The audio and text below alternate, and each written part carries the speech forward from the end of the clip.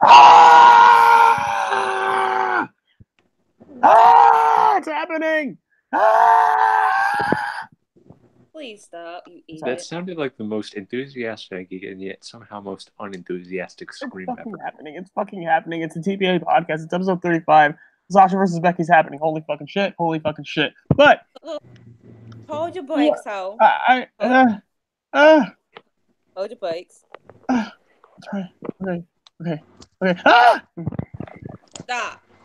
Okay, let's immediately get into the big news coming out of WrestleMania week. We went through WrestleMania. We went through fucking Takeover. We will talk about that later. But the big news coming out of last night. Warning, I'm just going to mute everyone's mics right now because this is Asia's floor. Take it away. This news I found out immediately after SmackDown, and I told Cliff Jarvis, I believe I told Brandon, I can't recall if he was there or not, but I told them this news, that Sasha Banks requested her release from WWE. She requested her release initially because she was duped to thinking that her and Bayley was going to have this long run with the women's tag titles after begging and pleading with fucking Vince months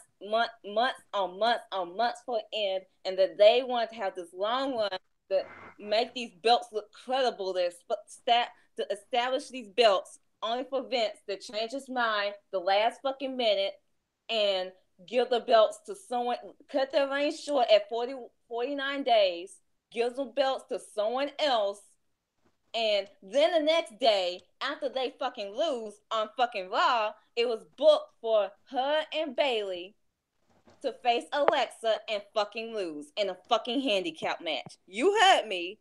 Her and Bayley was supposed to lose in a handicap match to Alexa Bliss.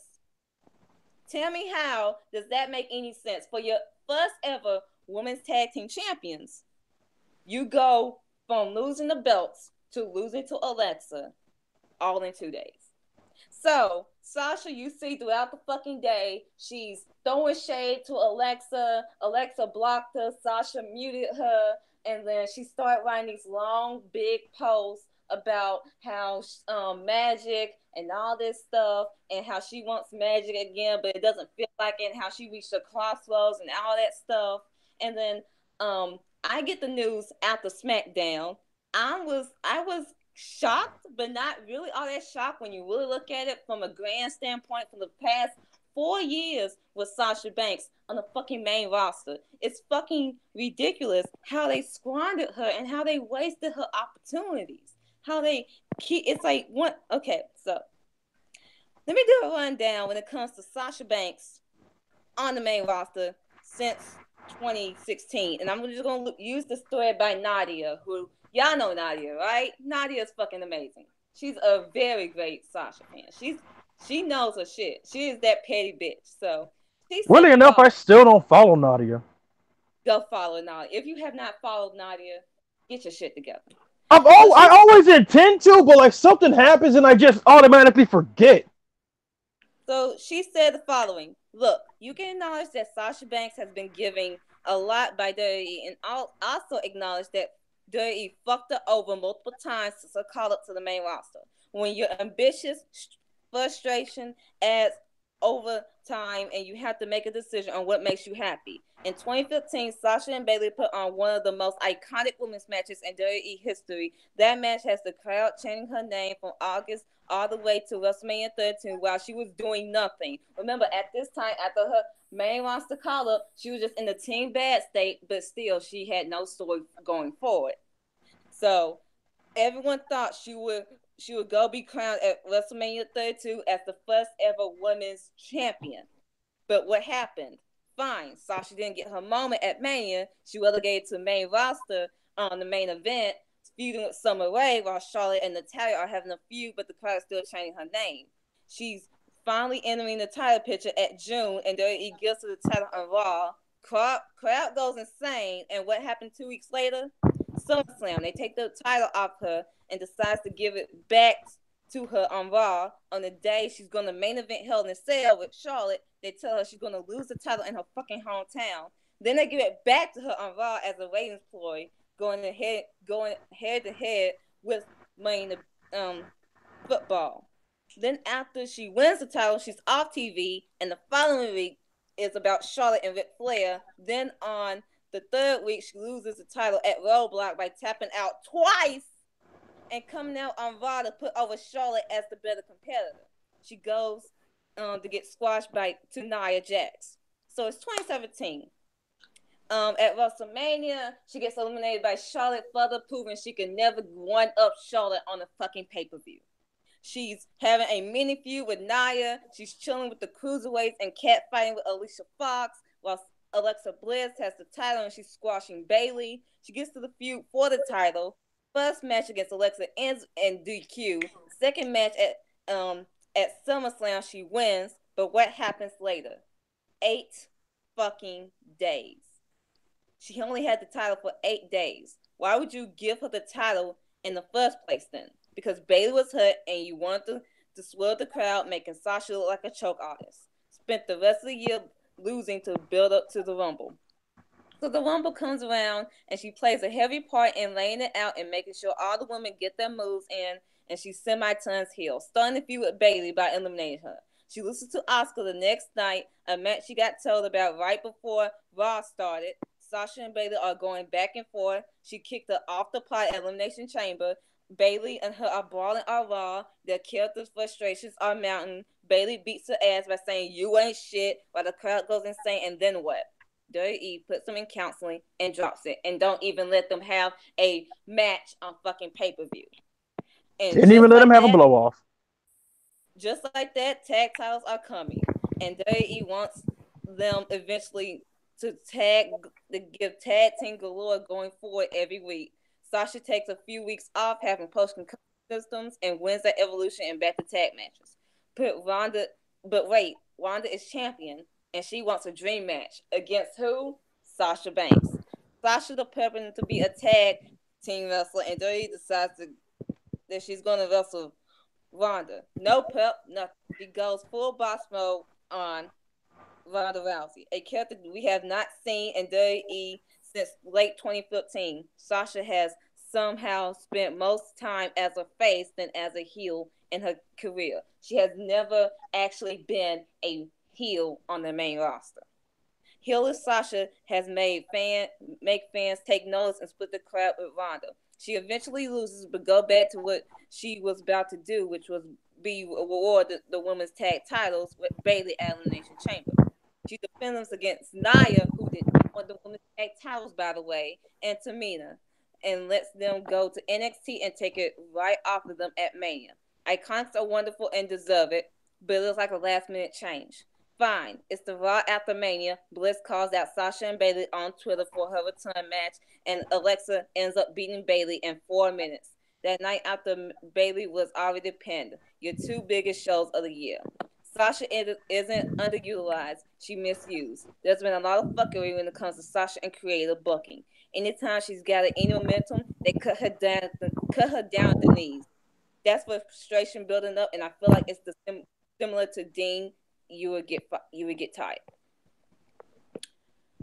So when it's Dean Ambrose, you need to leave, Dean. Like, we don't blame you. It's okay. Go to AEW. You deserve better. But when Sasha Banks, she's ungrateful.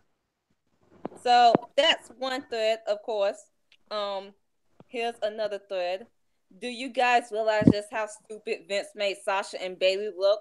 They begged for the women's tag titles, and Vince had them go on NXT, said they would defend them all over the world on every brand. They even showed footage of not only NXT, but NXT live events scouting talent. The Dirty Canva themselves teased on Canva a match between Sasha and Bayley and the Sky Pirates. They didn't even defend the titles once on Raw, once on SmackDown, or even at NXT. They defended twice and lost the second time.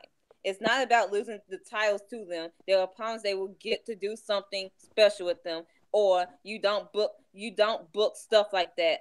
And then for whatever reason, because he can, Vince decided not to give them the opportunity. They booked them like idiots. Sasha and Bayley, despite Sasha's character, aren't selfish. They believe in titles meaning something, and they believe that other wrestlers should get the chance. They were looking forward to getting all these opportunities and chances and dropping them, and they would have been fine with that. So here's how I I see all of this. Sasha has every right to be fucking upset. She has every right to be fucking upset about not only that, not just losing the tag titles. That's not it. It's the fact that she was wasted. Her and Bayley was fucking wasted in 2018 in that fucking feud. They were wasted for the longest time. Sasha was barely on fucking pay-per-views after fucking WrestleMania, and then the feud was stopping and starting. It had bright moments like the "you ain't shit," like Sasha kicking down Bayley at the Elimination Chamber, the Rumble spot, but it was stopping and stopping. They never had a pay-per-view match together, and they stalled. So when they finally win the women's tag titles, it's like, okay, you're finally gonna give them something. You're gonna let them run with it, and you're gonna make these belts look fucking credible because they were scared. They were knocking on Vince's door every fucking month until they finally got those fucking belts. They weren't even on fucking SummerSlam last year. AJ, I hate to interrupt, but you know what I think? This is just I just want to say this. The biggest stars know their worth. They don't just sit there and fucking take what they're given, like Alicia Fox or other people. I'm sorry to name names, but everyone wants to complain about Alicia Fox and shit. But like, she's been just sit. I mean, look, if you want to just sit there and take a check and hope you get a push, I get it. But don't be surprised when you don't get it, when you're not fucking knocking down Vince's door. Because Sasha did it, Becky did it, John Cena did it, everyone did it. No, let me finish my thought before y'all interrupt me again. Sasha Banks, in terms of title contentions on the main roster, is 1 and 5. She is 0 and 4 at WrestleMania. 1 and 5 title, 0 and 4 in WrestleMania. She has 49 days with the women's tag titles. She has 20 days at 21, 27, 21 with the women, with 8 with the women's titles. 8. And not only that, you never turned her heel, let alone that. You never do that. You always tease her being a heel, only to drive it back. And then you always took her off TV because you had no plans for her. So all this fucking shit. And then you have fans like, well, she's a 4-time women's champion. Okay, but she never retained, bitch. Meanwhile, you he used her. Because he knows her ability. He knows her crowd. Vince knows how good Sasha is. He used her to help make Alexa Bliss look good. Help make Ronda Rousey look good. Help make Charlotte Flair look good. And let me get the Charlotte's ass in a hot fucking minute with a fucking quote she said in a fucking interview. I'm going to drag that fucking ass. I'm going to drag all 3 of these fucking bitches. But I'm going to get to that in a little millisecond. He used her to help prop up these mediocre bitches that can't even touch her in the fucking ring till this fucking day. They wish they had as much ring ability as Sasha fucking Banks. They wish they had, but they fucking don't. So you see Alexa Bliss trying to throw shade earlier this fucking morning with her fucking dumbass tweet. Because you can have the fucking look that Vince wants Alexa, but you'll never have the ability that Sasha Banks has. Period, bitch. And so he used her in 2016, okay, give her the title, only to help make Charlotte 7-time women's champion, make her look more accomplished. Meanwhile, they help further diminish Sasha Banks because number 1, Sasha having shorter title reigns, and number 2, that's your highest, biggest face in the women's division at that fucking time. You killing her fucking credibility. And number 3, she can't retain the title. You had her tap out twice at Roadblock and the Line. You had her tap out the first time 2 seconds before the clock ran out. 2 seconds. You had her lose in her fucking hometown in the main event. The crowd was fucking hot, all because you wanted to give it back to Charlotte. And at that point, everyone was thinking Charlotte is the best fucking female wrestler in the fucking company because she could do a fucking corkscrew moonsault. Remember that? Remember when Charlotte did a corkscrew moonsault at fucking WrestleMania and everyone was fucking sold out for that fucking bullshit? So you don't give her the title at fucking WrestleMania. Fine. You have her lose at SummerSlam. You have her lose at Hell in a Cell. You have her at Roadblock. You have a lose at WrestleMania 33. You have a lose the Raw after the two Raws after SummerSlam. You keep her off pay-per-views in 2018. You stall the Bayley feud. You finally give her the tag titles only to take it off of her because you want to give it to the Iconics, which I'll get to the Iconics thing. You should have never gave them the belts now. You shouldn't have. You should have had it be at fucking SummerSlam if you want to give them the belts. Because you treated them like shit for the longest time throughout 2018. Had them be fucking jobbers to Charlotte, Becky, and Asuka. Only for now do you give them the belts. They are jobbers with those fucking belts. And that is not what's good for those women's tag titles. You have to book them strong now. You have to book them strong now as fucking champions. You cannot do this comedy shit with them. And they have to be great in the fucking ring. We need good wrestling behind those fucking tag titles. Because now, more than likely, Iconics are only going to have those belts for like 2-3 months at a time. 2-3 months at a time. You do not need to have short reigns with these fucking belts. They're going to be transitional champions. So you cut the legs off of Sasha and Bayley. Now Sasha, she's gone AWOL. She's on fucking vacation in Punta Cana. She does not. She's got one foot out the door. And meanwhile, you dropped out Bayley to fucking Alexa Bliss. 4 minutes. And a shitty ass fucking match. Never mind you. That match was fucking rough to watch. And not only that, they never even got the chance to. We all thought Takeover San Jose was gonna be it. Sasha Banks Bayley versus Sky Pirates. That ain't happening now. That ain't happening. Number one, because you calling up Kyrie without EO. You calling it one, but not the other. Sasha's out. Bayley's frustrated, as it seems like. So that's completely off the table now. Completely. The plan was that since Iconics won, that Sasha and Bayley was going to get the titles back at Money in the Bank or at Saudi Arabia, which makes no fucking sense at that point. Stop doing these hot potatoes with the fucking titles. These titles just got here, and you're trying to do hot potato, ho. That's dumb.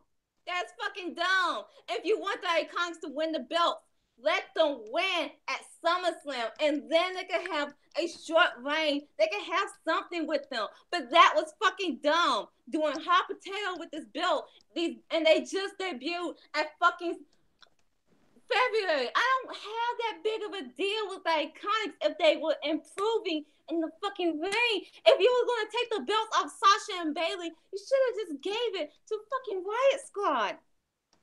But then Riot Squad is even more fucked because you had them jobbing to Becky, Charlotte, and even Ronda Rousey. So they can't get it right now because you got to build them fucking up.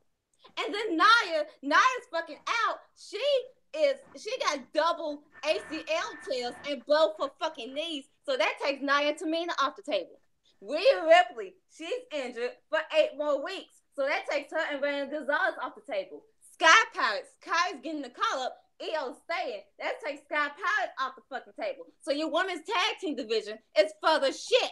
The only teams you have are the Iconics, Mania and Sonya, the Bellas if they come back, Trish and Lita if they come back, and Naomi and Asuka. That's your women's tag division on the fucking main roster. So Sasha and Bayley spent months scratching and clawing for these women's tag titles, and Vince on one fucking night just want to turn everything upside down. And now he's surprised that Sasha fucking left. Everyone's surprised that Sasha left. I'm glad she fucking stood up for herself. I'm glad that my faith knows her fucking worth and said, fuck this, fuck you, I'm going somewhere else. I'm done. I'm glad she did. I'd rather have my faith fighting for something than someone like a fucking Alicia Fox or a fucking Rusev or a fucking Shinsuke or fucking even a fucking Revival. They all be fucking complacent. They all be fucking complacent. And let me get to Charlotte's bitch ass. Let me get to Charlotte. Lorena Flair, step up to the fucking table, ho. Step up. Step up. I mean, you're getting dicked down by Andrade. Congrats. That's really beautiful. You're getting dicked down. I got you for a second, bitch. I'm sorry. So Charlotte, remember that interview you did like a couple of years ago? You talking about you winning the Divas title, and Sasha, she was a little upset, and you was like, well, she doesn't need the title. I need the title. You remember that quote, right, bitch? You remember that? No, bitch. You didn't need the title. You needed a fucking character. You needed some personality. You needed some fucking charisma. You needed some more wrestling ability, bitch. That's what you fucking needed. A fucking title is not gonna fucking make you. It's the title it's the person that makes the title. It's not the title makes the person. You have 8 women's championship reigns, 9 and counting the NXT women's title. And each fucking reign has not made you. Your name is what's getting you, bitch. Because you cannot sit there, Charlotte, and tell me that if it wasn't for your name, you would not have as much fucking title reigns that you have right now. You cannot sit there and tell me, yes, you work hard, but you do not work harder than any of these fucking bitches. You do not have these more amazing matches than fucking Sasha Banks. Sasha Banks is the bitch of this fucking women's division. She is the bitch. She makes every bitch looks good. Every bitch. She can fucking be asleep and still have the best match of the fucking career. She can do that. As of right now, Sasha Banks versus Ronda Rousey is the women's match of the fucking year. And I dare anyone to debate with me. But you know you can't debate with me right now because I'm still fucking going. So Charlotte, bitch, you naive, tone-deaf son of a bitch. With your nepotism, with your... I watched your fucking Chronicle. It was fucking ass.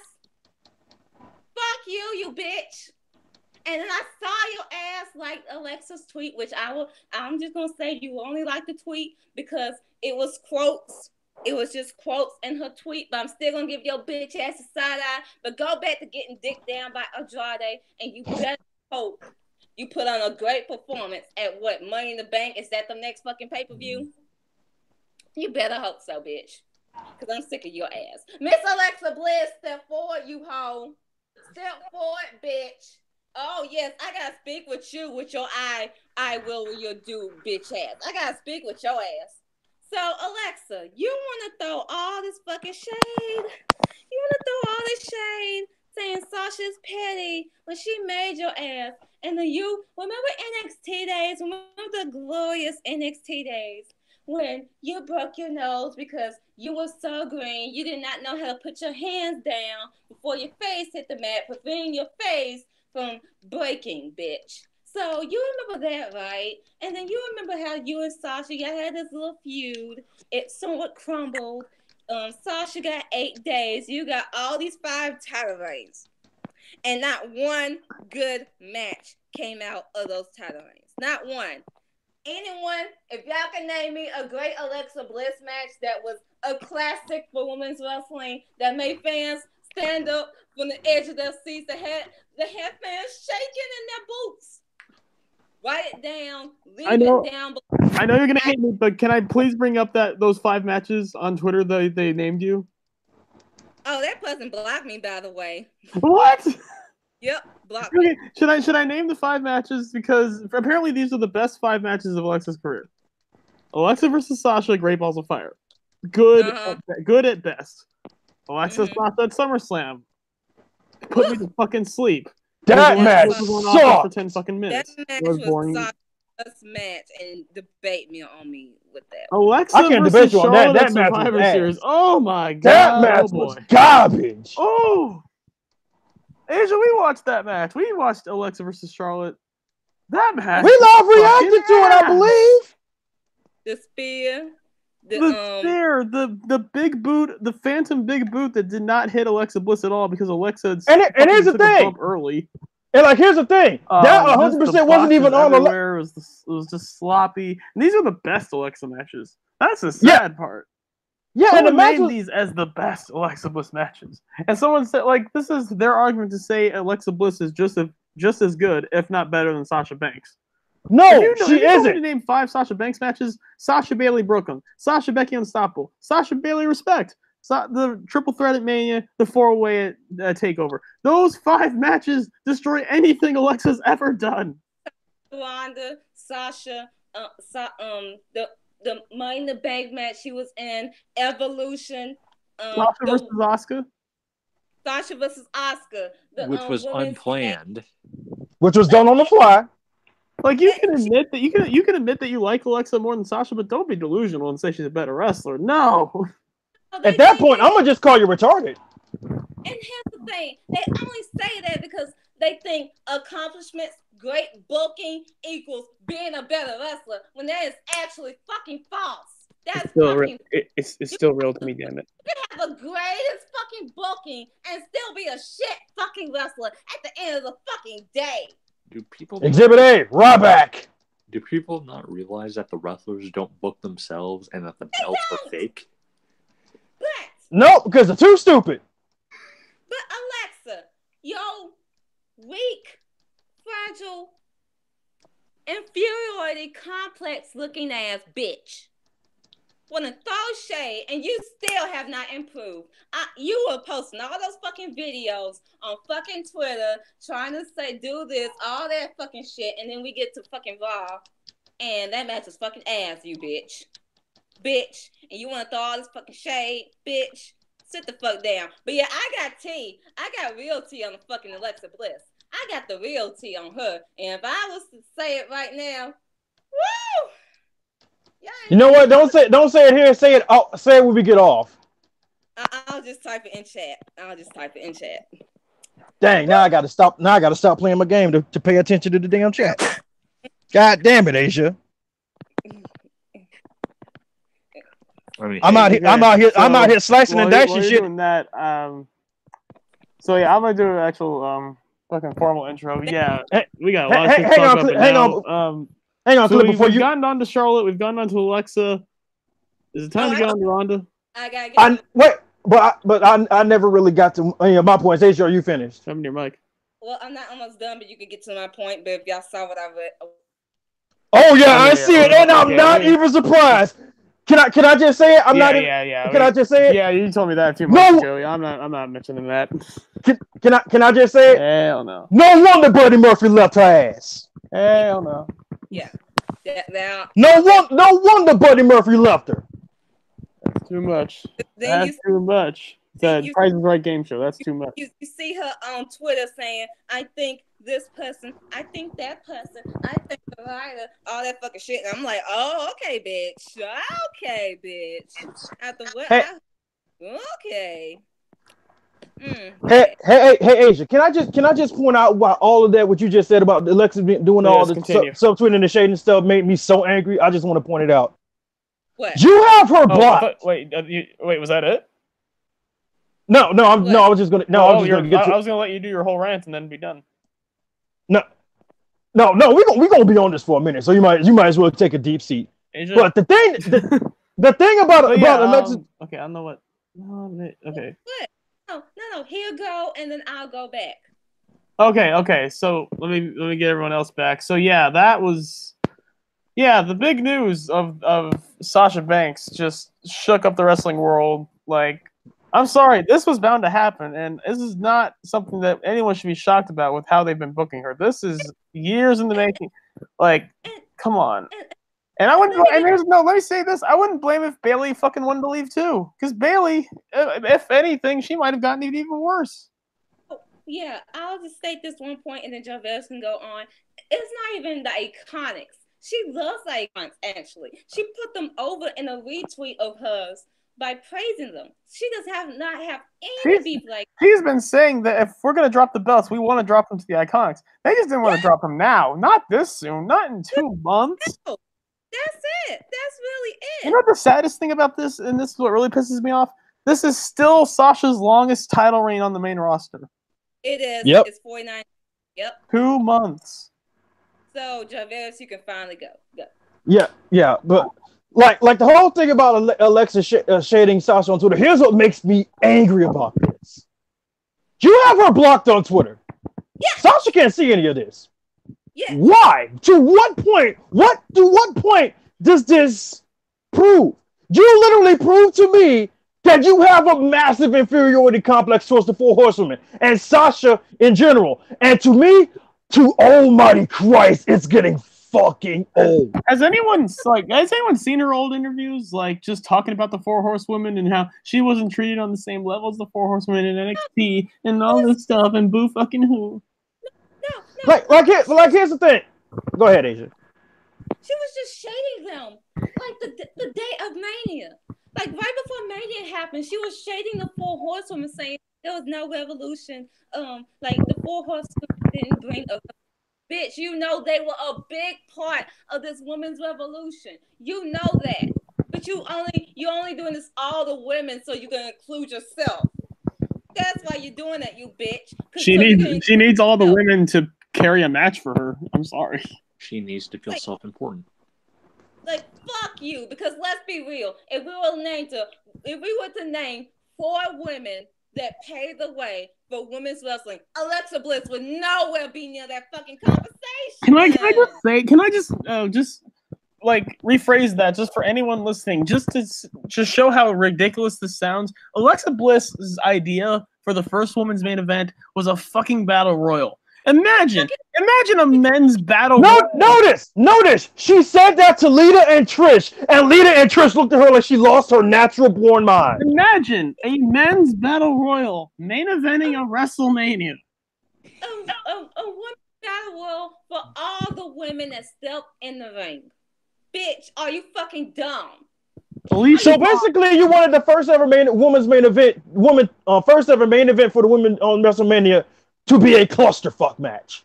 Basically, you don't want any of the women in particular to get the main event spot because they earned it. You just want it to be the same political bullshit reason, like it's women, they all get to main event, everyone gets to main event, hooray! It doesn't matter.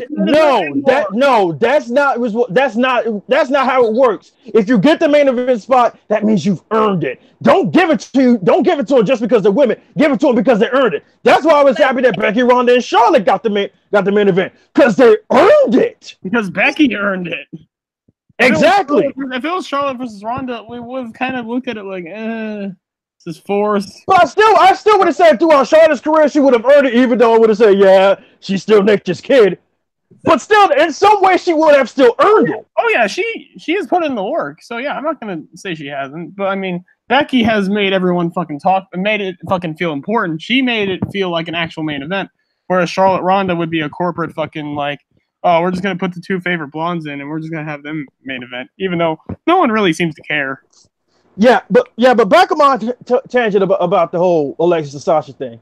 I had a few of my friends come into my DMs who are Alexa Bliss fans, like, oh, why are you always getting on Alexa? Sasha started, and I said it like this: I don't give a flying fuck who started it. It's old. I'm tired of it. Here's the thing. No, hang on, Asia. Just let me finish because I knew you were going to get upset because I said that. Just let me finish. Either 1, you fight it out. 2, you squash it. 3, ask to be on separate brands. Or 4, don't have no communication. Don't talk about each other. Don't look at each other, and just leave it alone. Because quite frankly, to me, it's getting freaking old. Y'all are grown ass women. Sasha's like a year younger than me, and Alexa Bliss, you're a year older than me. Y'all out here making tons of money. Why y'all out here doing high school shit? No, here's my thing. Alexa tweeted Sasha first, and then she blocks her. Then Alexa blocks her. Sasha muted her. That was it. Sasha did not send a tweet back to Alexa until she showed the screenshot. That was it. Sasha was over it. And Alexa claims that Sasha's being petty. Alexa claims that Sasha's being petty.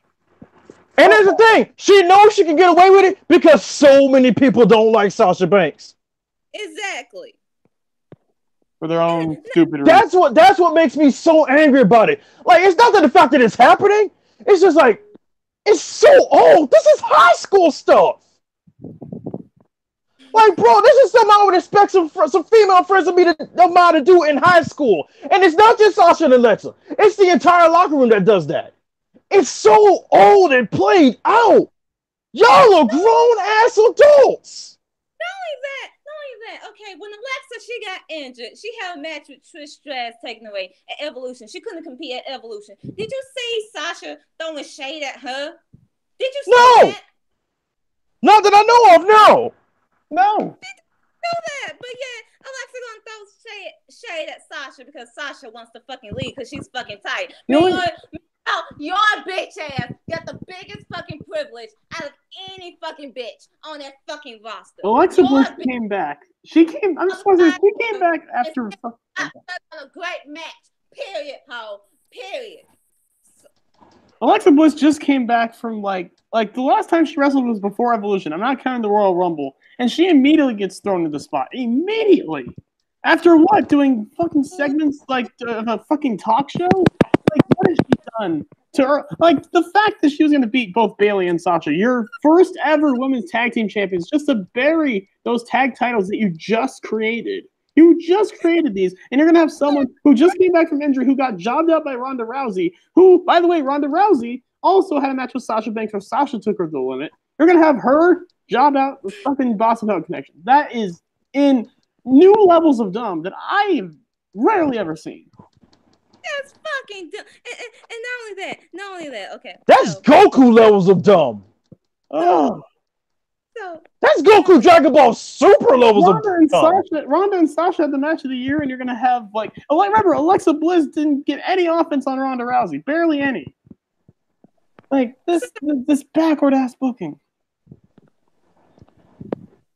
So dumb. So, I'm going to ask all y'all a fucking question. And I want y'all to give me an answer. Is there any female on that fucking roster that can boost ratings, sell much, make their opponents look good, adapt to their opponent's wrestling ability, always improve herself and never fucking complacent, sell much, have a big following, a big fan base, always nice to her fucking fans, have everyone saying that she is their dream match? Is there anyone that can do that over Sasha Banks? The only one that comes close is Becky, and the only one she doesn't have is Dream Match. Yeah. Mm-hmm. So no, then. Exactly. Right. You cannot replace Sasha Banks. Sasha Banks is irreplaceable. Hey, you don't mind. Let me see. She's one, not a fucking Shayna, not a fucking Io, not a fucking Charlotte, not an Alexa, not a Becky, not a Ronda. None of these bitches can touch. None of them. Not a fucking Emma. Emma, she's a dime a dozen. You can replace that bitch at any time. You got Deonna Purrazzo on the fucking roster. Right there. You can replace anyone, but you cannot replace Sasha Banks. And Sasha Banks is going to be the fucking highest commodity going on the fucking indies. She's going to be the highest bitch going on the fucking indies. She's going to have Emma beat by Emma. She's going to have Emma beat. She's going to have Emma beat. She's going to have these other bitches beat. I'm sorry. This is all the fucking tea. Y'all could get fucking upset, but Sasha Banks is the conversation. Sasha Banks is the women's division. If there is no Sasha Banks, this women's division is going to flop. And can I transition into who also agrees with you? Because there's one person who seems to, Becky fucking Lynch. Because guess what? Becky Lynch right now. First of all, let me have just not the time that you have. But give me like 3 minutes. Becky Lynch. I'll get to my thread later. Both women's titles has already. Her title reign is based on making new stars already. She is finally giving Lacey Evans something to do. People are talking about Lacey Evans. This is already a good sign for Becky's title reign. Already a new challenger, not another Charlotte, not another Asuka, not any of the other people. This is someone new. This is someone fresh. I might not be a big fan of Lacey Evans, but this is a start. And I actually like the dynamic of the feud, I will say. However, if you ask most people, they don't want to see Becky Lynch versus Lacey Evans. No. We're going to get it, but there's other matches that we could get. See, maybe Becky versus Ember, Becky versus Naomi. Oh, wait. Becky Lynch versus Sasha Banks. And I'm not the only one that agrees with that, because I'm going to look at the exact time. I think about 3 hours ago, randomly, out of the blue, after responding to one of Lacey Evans' tweets, Becky Lynch simply tweeted, "At Sasha Banks, WWE, fight me." this. You people wonder why I believe Becky is the best of all time and is the hottest thing in wrestling. One of the not even just that, one of the smartest businesswomen in wrestling. She fucking knows that right now her push, her word is going to mean a lot, and because Vince McMahon is in love with her. Let's just be real. Vince got to the point where it's so good with Becky that Ronda Rousey, Vince's big pet project, the one that he wanted to bring in all the ratings, all the fucking like pay-per-view buys, everything. Ronda Rousey was gonna not fucking job to Becky Lynch. She's like, I would rather job to Charlotte than job to Becky Lynch. Vince McMahon put his fucking foot down to Ronda Rousey, saying, no, Becky Lynch is our company girl. She's winning this fucking match. Do you know how, like, not even Alexa could pull that off. Becky Lynch right now is the pet project right now, and she knew, like, this company can't lose Sasha Banks. They can't. And no offense to Lacey Evans, but Becky Lynch could be doing better feuds than with Lacey Evans. We haven't gotten Becky Lynch versus Sasha Banks one-on-one for 4 years. Almost 4 years. And every match they've had has had instant chemistry. They have had classics. The Takeover Unstoppable match, to me, is still my favorite NXT match of all time. I'm sorry, Takeover Brooklyn, it's Bayley, Sasha Banks, I know, but still. It's also one of the most underrated matches. The last time they wrestled one-on-one was in 2016, right before their triple threat, and the last official time they wrestled was either the Mixed Match Challenge or the Rumble 2018. Becky Lynch knows that Sasha Banks makes this division. Sasha Banks has been the glue to hold all the fucking bones together. She has been that woman. Like, name any wrestler that you like, I guarantee you one of, if not their best match, has been with Sasha Banks. And that includes Becky Lynch. Sasha is a walking dream match. And think about this. Sasha with bad booking is still good. But imagine her with great booking. Imagine her if she had a Becky Lynch type booking. Not only is Sasha Banks good, not only is Sasha Banks good with bad booking, she sells merch. She's still a hot commodity with bad booking. She can still be a draw. If she had great fucking booking, she would be having all the signings, all the shit Becky's doing. Sasha would do that and then some. Which I want to talk about Becky real quick, something that I think needs to be brought up. Becky's actually doing two things. One, she's promoting a dream match between the two of them. Two, she's trying to keep one of her best friends in the company. She's trying to keep her in the company. If only for a little bit. Like, who else would fucking do that? Like, Becky Lynch is, like, she is what this division needs, man. She is literally out here trying to save this fucking division. Becky is the fire, and Sasha is the heart and soul. Team Bay. We've been saying this for fucking 4 years. They were going to be the fucking Brett and Shawn, the Austin Rock, whatever you want to call it. They are the two best women, and have been the two best women's wrestlers in that company ever since I'm not going to say ever since they've gotten there, but ever since they've gotten cooking, no one can touch them. As characters, as wrestlers, as commodities, as draws, they are consistently the best at everything. Goddamn right I said it. It's Batman and Superman. Batman and Superman. Then you have people trying to say, she got injured, so they can't. Okay, so you're going to use that injury thing. But what about the fucking Revival? And y'all saying that the Revival deserves What better. about John Cena? And Dash Wilder, they got hurt immediately coming to the main roster. Then they come back and then they get hurt again. But yet you say they should get that they deserve better. Okay. What about John Cena? We all know how John is. We get hurt every fucking year. Okay, bitch. So it's okay for you to say they deserve better, like them getting fucking injured. But Sasha Banks, you're gonna use the Sasha Banks excuse, despite the fact that Sasha, when she got hurt in fucking 2016, all she had was a sore back. It wasn't even a bad back injury. It was just sore. But she came back within a few weeks later. Okay, and then she had post-concussion symptoms. Okay, she was fine. She came back the week of Evolution, and she was fine all the way back till then. Then Rumble. Okay, Ronda injured her, but she still worked. She still worked. We worked through it. So you can't even use the injury prone excuse. She looks banged up, but you cannot say she was injured like that. She was not injured to the point that she needed 3, 4, 5, 6, 7 months of a time away. Who was injury prone at this women's division is fucking Alexa Bliss, to the fucking point she kept having concussion after concussion after concussion after concussion, to the point that and also in Alexa's case, her in-ring work has deteriorated since then. Sasha has still been consistent. You could tell after Alexa's injuries, she has not been the same. To the point in which Alexa Bliss, she missed Evolution, she missed 6 months out of competing, and now she's finally getting her foot back into fucking wrestling. So don't even try to use that injury fucking excuse. And clearly, as far as injuries go, they're not going to take it slow with Alexa. They're bringing her right in, having her. They're going to have her beat Bayley and Sasha in the same fucking night. They're not taking it slow with Alexa. Why take it slow with Sasha? Put Sasha back in that spot that she rightfully deserved, unlike Alexa Bliss. Yeah, and remember, Becky Lynch. She was going through this shitty booking. She was not used in fucking 2017. Let's remember that. So yeah. Becky Lynch, she.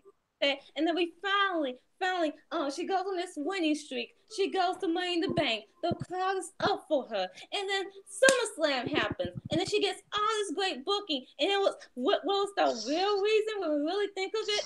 It was the fans. Remember what happened with Sasha Banks? We want Sasha chance. But then once Sasha gets to the top, the fans turn on her because, of course, the Charlotte feud, hot potato in the belt, and people got tired of that. But number two, as soon as you get to the top, fans turn on you. I'm surprised fans haven't really turned on Becky Lynch, but go on Twitter, they are. Well, that's Twitter. I'm talking about crowd reaction. I'm talking about like live crowd. But Sasha, did the fans ever really turn on Sasha at live shows though? I don't remember them doing that. Yes, they were. They were turning on Sasha. I don't remember that. I remember her getting cheered. Like, I just remember Twitter being fucking pain in the ass. They were turning on her. And of course, they really turned on her when Alexa came over. Oh, well, yes, I'll give you that. But I don't think they turned on her during the Charlotte feud. Well, they were turning on her because of bad booking. Right.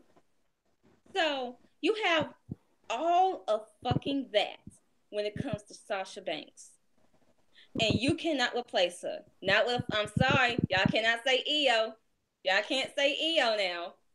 Y'all can't. She's gonna have language barrier problems. She's going to overcome on the main roster. And number two, we all know Vince with his treatment with fucking Japanese Asian talent. Look what he did to Asuka. And here's the thing. I think Kairi's going to be the exception. I don't think it's going to be Io because Kairi has a likability and a charisma to her that I don't think either of the two do. I'm just going to say that right now. Not to mention she's better at English than Io, but yeah. So hashtag Kairi Mania.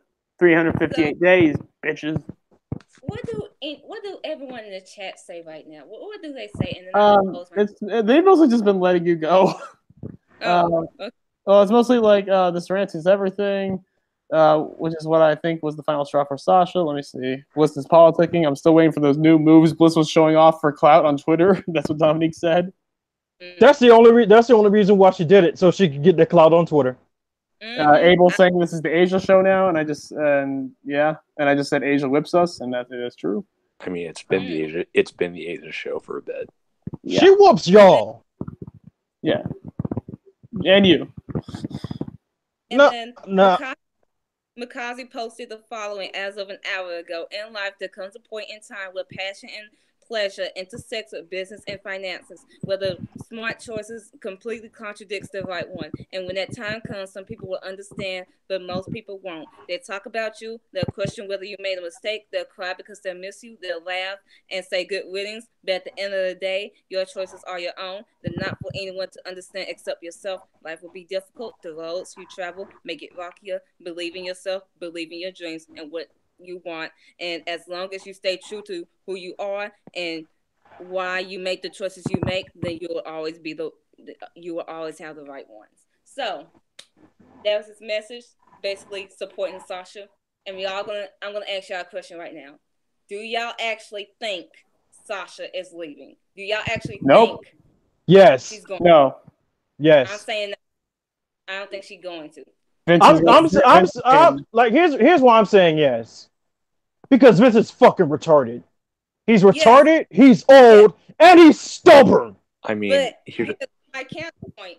Here's my counterpoint of that. Vince knows how valuable Sasha is. He is not going to let her go because he sees AEW. Number one, that's the reason why he didn't let Revival go. AEW is coming around. If he's not going to let her... Honestly, if we could even talk about it, that was one of the reasons why he froze up Pac's contract. That's the thing. Like, if you think he's not going to let the Revival go, what makes you think he's going to let Sasha go? He's going to do whatever he can to keep her. AEW, he sees Impact, he sees even Russell Suckers. They tweeted Sasha Banks versus Tessa Blanchard eye emoji. Because so here's the thing. I seen Vince McMahon. Let me just say this about Vince McMahon. Vince McMahon is a child, and why I say child, as far as with the parents, he will do all the bad shit that he wants to until the parents fucking catch him. Once Sasha caught him, he's like begging for forgiveness. I'll give you everything you want, mommy. Please just don't leave. Please don't leave me. Like he's a fucking child. He is not gonna let her go easily. I don't think she's gonna fucking leave. I don't think she is. I think he's gonna try to throw her everything at the bone. It just depends on, does she believe him? But I think what she should request is some form of creative fucking control. It's one of those things where, like, at this point, Sasha needs to pull a Hogan. Sasha needs to pull a Hogan and give complete. Unlike Hogan, I don't think Sasha's actually that fucking selfish. She should be. At this point, she should be. No, because I mean, yes, she should be selfish to the point where she should have a long range. She should be getting all that shit. But Sasha at the end will fucking put someone over like a Bayley, like a Becky, like an Asuka. Oh no, that's fine. And people that you know that are up to your level, yes. But people that you know are inferior to you in every way, that noise. Not the Alexa shit. No, have Sasha bury. I'm sorry, Alexa had her time. It was fun and all, but like, I'm sorry, it's done. Like, Alexa used to be like, is she even still a big draw anymore? I know she was. She's not that big enough. Like, she's in she's top 12, if I remember. But she's not that big as she used to be. So I don't think she's leaving. I think Vince is gonna cave, and I think that is, but I think this is a wake-up call for Vince. And I'm sorry, but I think the Becky tweet. Look, Vince listens to Becky Lynch, and most importantly, Vince. Every once in a while, I know it's hard to believe, he doesn't listen to the wrestlers, but every once in a while, he does listen to the fans. He doesn't like it. He doesn't like to listen to them, but every once in a while, he will listen to the fans if they're loud enough. And clearly, it looks like they're going to be loud enough because Becky Lynch is making this a thing as well.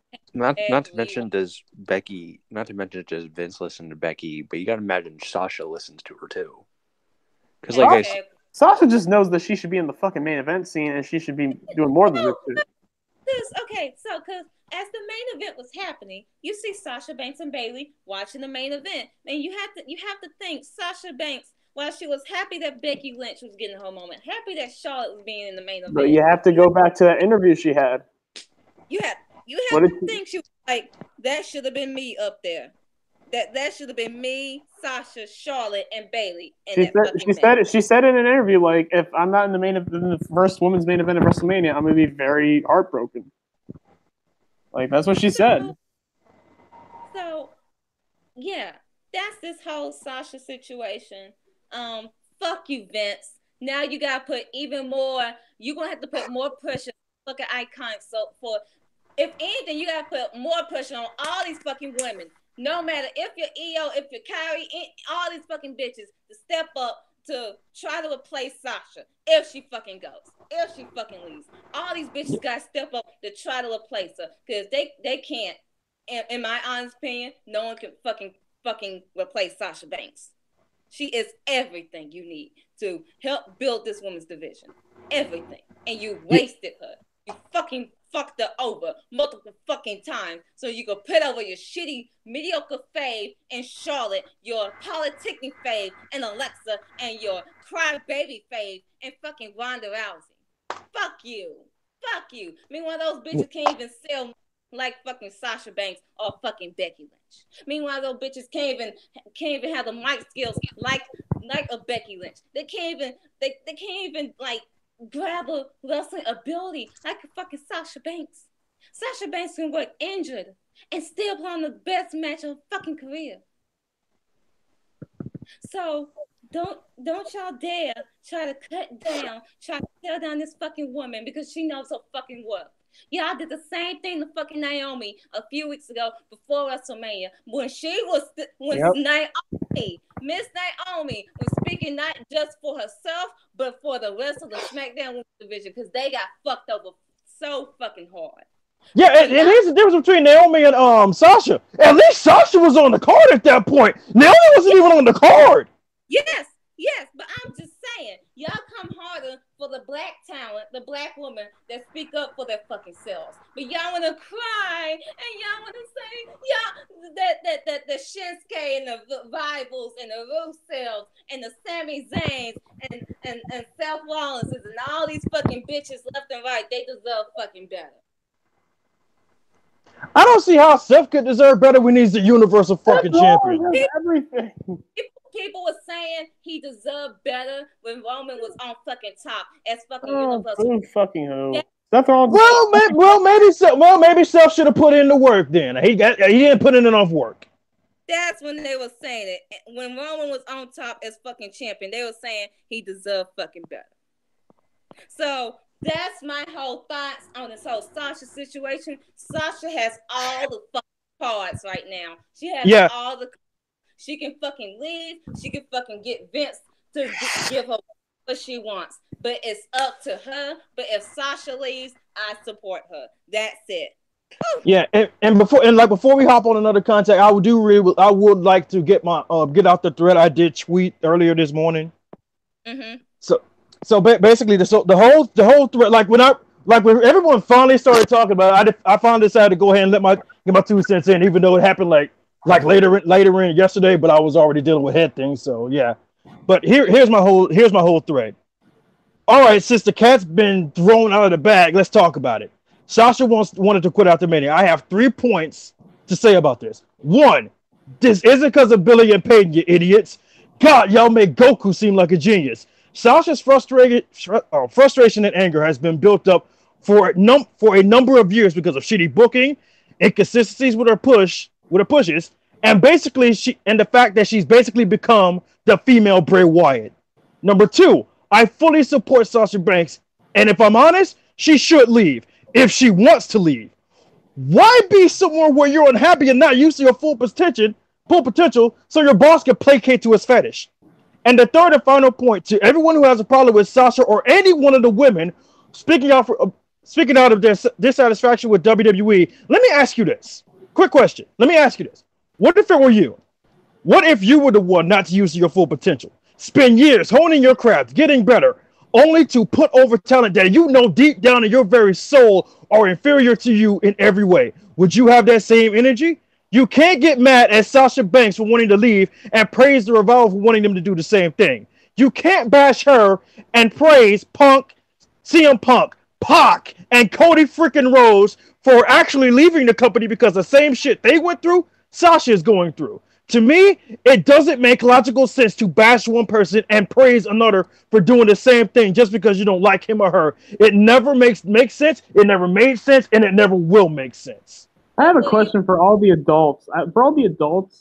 That are saying that, like, oh, Sasha should just be grateful. She should just sit there and be complacent. Have you fuckers ever had a job? Exactly. That is the point of my thread. Again, put yourself in her shoes. Would you put up with that? No, you would not. Like I'm gonna put yourself in her shoes. Except instead of wrestling, you're a loser, so you're a garbage man, like me. Well, I'm not a garbage man, but still, I might as well be. Like, imagine you're like the best fucking garbage man ever, and they're promoting this fucking like white blonde handsome ass garbage man who fucking sits there and jerks off and watches his phone all day, and they give him the promotion, not you. What do you expect to do? Well, Jarvis, to your point again, there's a difference between Sasha Banks and the men that you listed.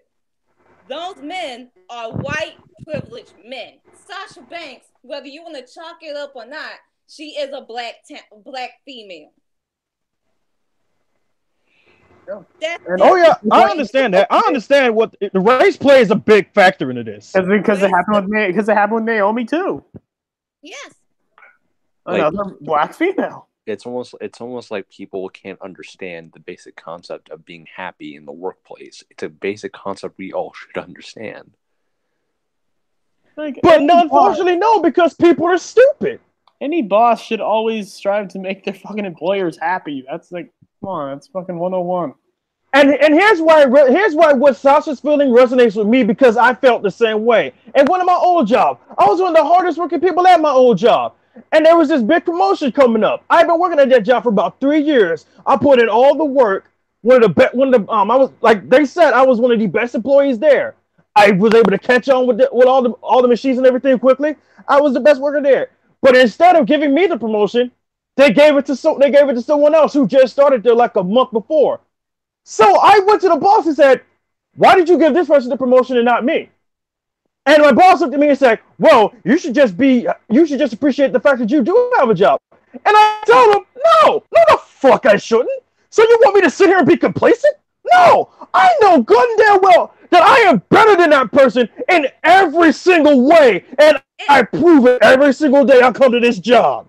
It is not just ego with fucking Sasha. Everyone tries to chalk it up to, oh, she has a big ego and all this fucking shit. No, she just knows that she's the fucking best, period. She knows that. She knows the fucking water, number one.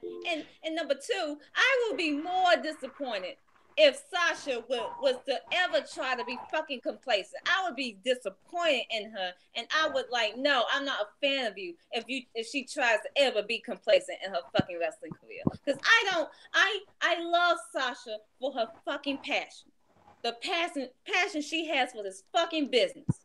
How she cries for this every time, every match she scratched and she clawed, and she always tried to improve herself despite being the best. She wants to outdo her last performance that she has.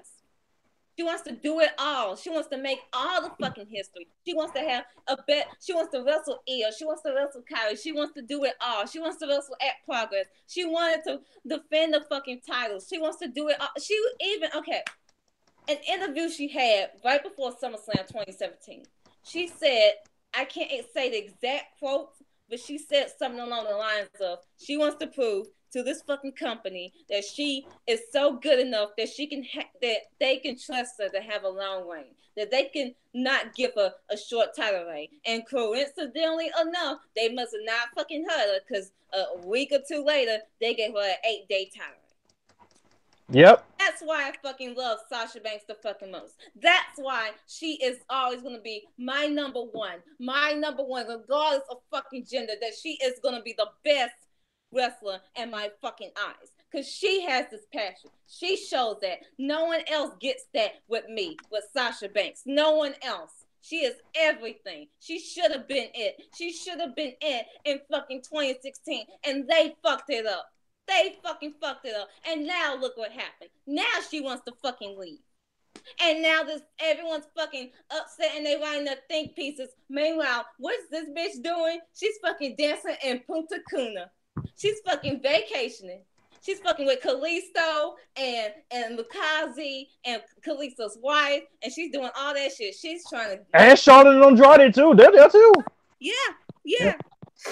Which, can I just say, the patience of Mercedes, what's her last name? Verdell? Mercedes, I just call her Mercedes. Cassie Vernado, I think.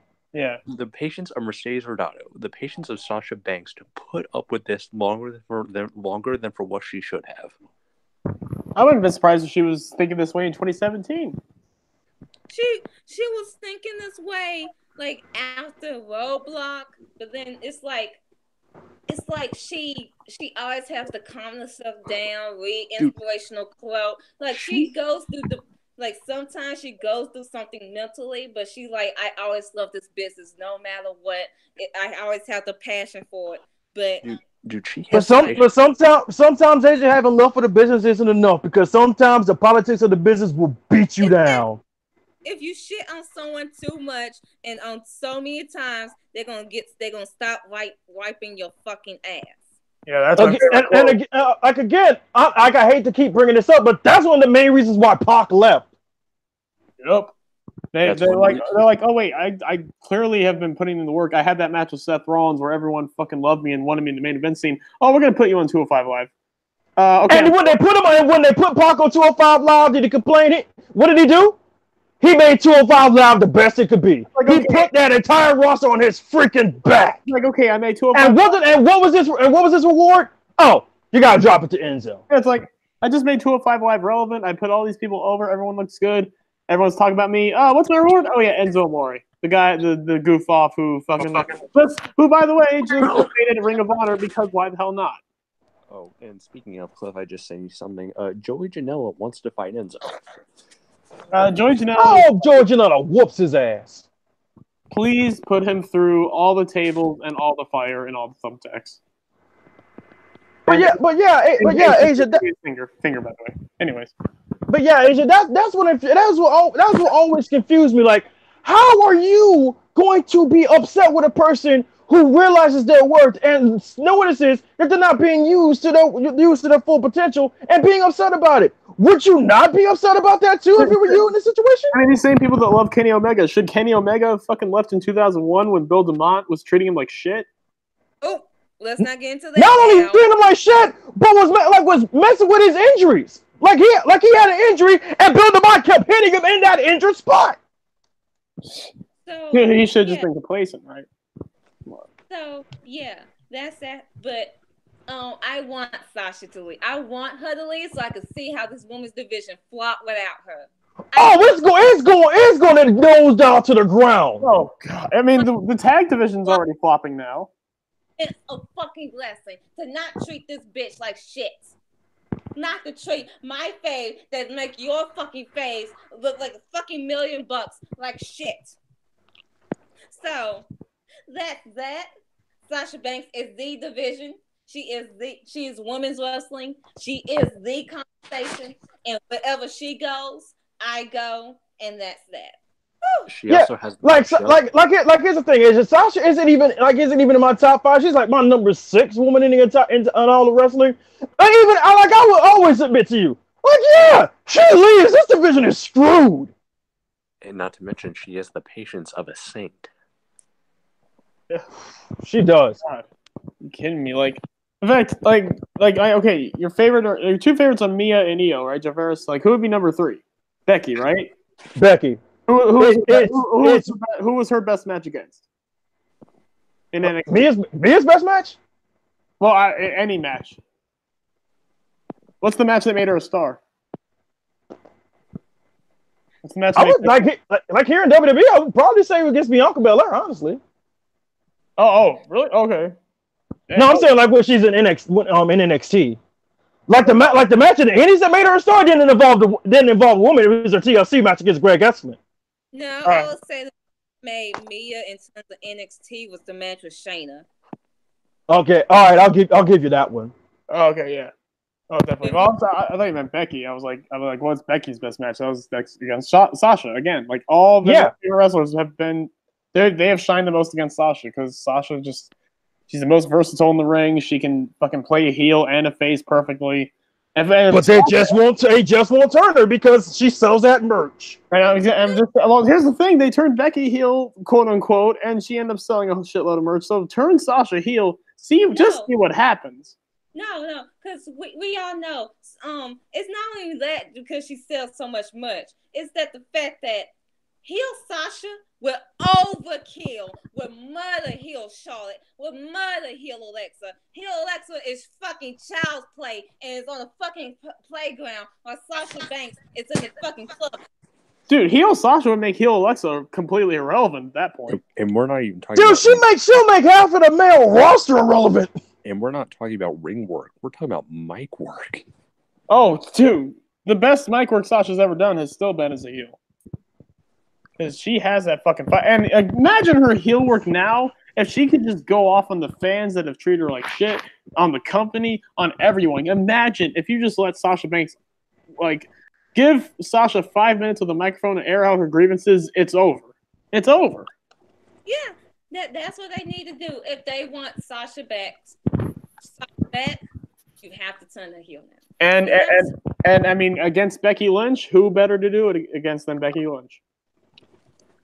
And not only that, if you're gonna split up Boss and her connection, Sasha Becky for going to SummerSlam, Bayley wins the Money in the Bank contract. She goes to fucking Raw at this fucking point. Have Bayley be the face of the women's division. I'm sorry, but with Sasha and Becky, it's literally the perfect story because you can literally go right from their NXT stuff and literally go, because hey, when you go back to NXT, Sasha made Becky a star, and look where Becky is now, and look where Sasha is now. Sasha must be fucking pissed in character. That's the thing. Sasha has to win the feud. Oh yeah. Becky is already set at this fucking point. She had the Cena segment. She main evented. She won both titles. She has the best booking right now. And you can tell another story here. Becky Lynch, 1-1, has never beaten Sasha Banks. No. You can do the Tommy Dreamer Raven story where Tommy Dreamer has for years can never beat fucking Raven. Can never beat. Hell, if you want to make it to their fucking retirement match, have Becky versus Sasha and have finally then Becky beat Sasha. But like, have Sasha be Becky's kryptonite. Because again, Sasha made Becky a star. Sasha knows Becky inside and out. It's like the Charlotte Becky thing because Charlotte can only win by cheating, but Becky always beat Charlotte clean until a Super Showdown and then all that other shit. But besides that's exactly. Yeah, that's how you do it. But if Sasha wants to fucking go, if she fucking leaves, she's gonna be the biggest women's wrestling star to ever leave WWE. It's not. It's Emma. I'm sorry, sis. I sort of care. Let me pretend to care about you. I don't. But it's gonna be Sasha, bitch. I'm sorry. Woo! I'm just gonna say this. Let me just say, like, when it comes to Sasha versus Becky, like that, Sasha can literally like look at Becky's success and be like, "Do y'all not realize that I'm the one that fucking made this woman a star, and you're just gonna fucking leapfrog me? Like, what the hell? Like, what the hell did she do that I didn't? Like that could be like that could be the thing that makes her snap. Like, really? My fucking lackey in NXT now has more success than I do. This is bullshit." Could be like, oh, y'all only gravitated to her because y'all like her. Meanwhile, y'all don't like me because I'm a boss. I know my fucking worth. I'm fucking confident. This bitch wasn't even confident about herself in fucking 2017, and I knew I deserved fucking better. That's what she can fucking say. Have it be like a 2 out of 3 kind of thing where it's like no. You can have No. I quit. That could be the third match. I'm saying have like a whole feud, have Sasha win the first match, have Becky win the second, and then like have it be an I quit match or whatever. Sasha, well, I don't know about Becky. Yeah, no, because Becky's tapped out before. She can say I quit. What about another Iron Man match? Last woman standing. Last woman standing, yes. Or ladder match. And that would fit perfectly because Charlotte and Becky's what should have been their last match at Evolution was a last woman standing match. Exactly. That's the kind of match that really showed that Becky won the feud. So the potential in this feud is endless. It happens. All Vince has to, because dude, you have to think Becky backstage is pushing for this match. Yes. She just fucking tweeted about it. And again, Vince fucking listens to Becky. So there is an actual chance. I'm not saying it's going to happen. I'm not saying it's guaranteed, but there is a chance. There is a big fucking chance that this will happen, especially if it's to keep Sasha in the fucking company. He wants to keep Sasha in the fucking company. He is not going to let Sasha go. It's just what he's going to give her. What is he gonna give her? And Give Sasha's her gonna Sasha Becky. Give it to her. We deserve it. She deserves it. Becky Lynch deserves a fucking feud with Sasha. if you support Sasha Banks and you want her to, if regardless, say we want, just tweet out a hashtag saying we want Sasha. Sasha deserves better. That's the one that's going. Hashtag Sasha versus Becky, because that, to me, that's the match we need. So, no matter what, if she leaves, bye-bye to that Raw Women's division. And I'm gonna not just the Raw Women's division, just the Women's division in general. The women's tag division, every division they have, bye-bye. So that's that. I have other tea when it comes to Sasha, but I'll tell y'all off the air. But let's get to Takeover. Oh boy. Well, Takeover was good except for the last two matches. I liked the main event, but it just went way too long, and those fucking kicked I'm gonna tell you, I hated the ending. I hated how it ended. I never usually talk about him, but Dave Meltzer's on crack. He rated that 5.5 stars. Oh, bullshit! Get the hell. That's the highest rated WWE match of all time. Here's the thing. I still have not watched the match, by the way, ho. You haven't watched? I never will. Oh, because you do not give a damn about Johnny Gargano. I don't blame you. Like I like Johnny Gargano. Hey, I'm happy he finally won the title. The moment where he had with Ciampa to end the show. Hey, great. But the ending of the match made me so mad. It's like, dude, you kicked out of Ciampa's finisher. You kicked out of 2 or 3 of Adam Cole's finishers. A Panama Sunrise. You kicked out of Kyle and Bobby's tag finisher. Oh my god, that too. Kicked out of Panama Sunrise. Yeah, that sounds like some New Japan bullshit right there. No, because this is some super. No, here's the thing: New Japan don't have a limit. No, this was Super Cena. You get a few counters to a finisher and 1 kick out in New Japan.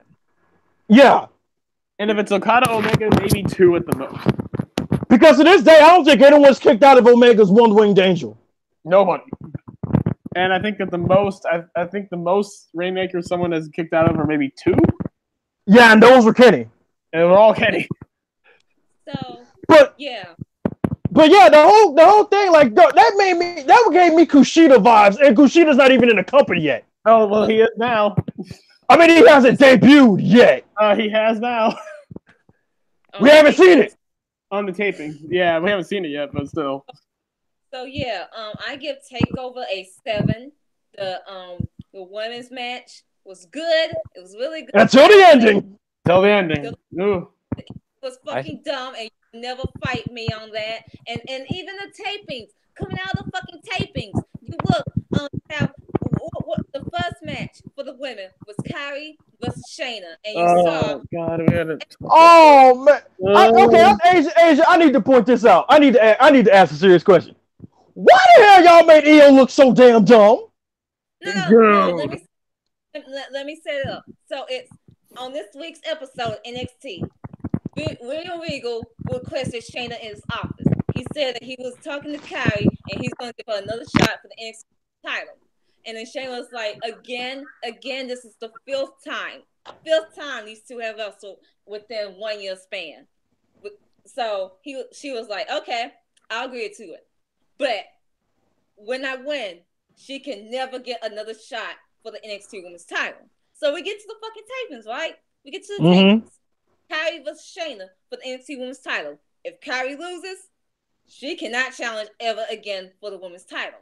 So as long as question. Like it's a question. Like not again as Shayna is champion or not again, period.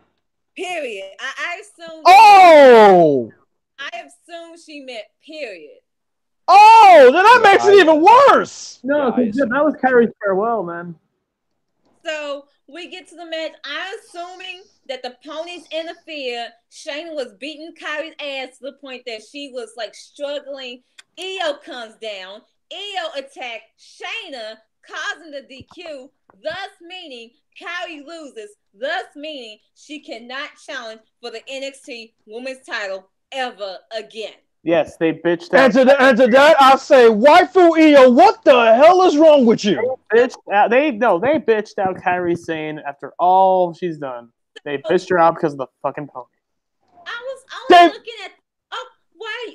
Okay, I was like, why are you doing this? Are you doing this because you're about to do the Io Kairi feud? No, Kairi doesn't turn on her. They're crying in the fucking rain. The fans give her a standing ovation, and that's it. That is more presumably Kairi's call up to the main roster. So you're Asia, I can tell you why they did it. I can tell you why they did it.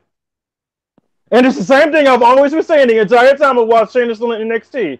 They're finding a way to keep Shayna in NXT because arena adjustments suck.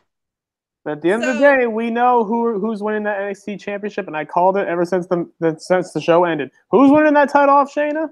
Candice LeRae, Mrs. Gargano. I'll get to that. So you get to Candice, Casey Catanzaro versus Vanessa and Aaliyah. They the former team wins, which was fine. Then I was like, where's Bianca? Where's Bianca? Where's Bianca? Where's Bianca? Where's Bianca? Did Bianca even show up on the tapings? Yeah. He was on the tapings, actually. It was Bianca Belair versus Mia Yim in a rematch. Oh, she faced waifu! Hell yeah. Belair wins by using her hair and use it as leverage for the ropes to win. So now Bianca Belair is a heel. I'm interested how that looks, because that's like how can you do that? How does that work? How does that work? That's fucking creative, but I'm trying to picture it in my. Joe, I ain't even gonna lie. What you just said, that is smart. That is smart. That's fucking smart. I want her to use her hair for more than just hair whipping. She used it against, I think it was Candice, as a ripcord, like a ripcord knee. Yes. Oh, great. To trip people up, use it to win matches, use it to beat people up, use it to choke your opponents out. Oh my god, she could be like Sindel. She could just trip people with it. Dude. So that's fucking amazing, but still, when it comes to the NXT Women's Division, the only thing I'm gonna really care about is fucking Bianca. Looks like we're gonna Bianca Mia feud until they I don't care. That's it. Bianca Mia, I really care about. That's it. Oh man, Bianca waifu feud. We've been talking about this, Asia. Mm-hmm. Speaking of which, speaking of Bianca, ask the people, how's your birthday going to be in 2 months? So wait. So I'm curious about this. Did you? No. Let Asia finish, and then I'll let you. I was just going to ask. I just have a question for Asia. Did you ask Bianca to do this in advance, or is this something she just did? No, it was Cliff who did it for me. It was me. Oh, that's so sweet. I fucking hate you people. I just want to get that out there. If Kyrie ever does cameo, I'm doing one for John. I got it. Because I thought fucking Asia died. John might literally die if Kyrie even says his name. It'll be okay. No, not Candice. Fuck off. She doesn't even call him John. She calls him Jonathan. Jesus, Johnny. God. But yeah, 2 months. I didn't think Bianca was gonna do it that soon. She did it like 6 hours after I sent the request to him. So that's fucking awesome. But yeah, NXT tape. Let's get back to Takeover, because I just want to say right now, I think all of our match of the night was Riddle Dream. Yep. And I'm just gonna say right now, the tapings look like they're good, but I'm gonna say the middle portion of the tapings, the booking of NXT right now is the worst it's been in a long time.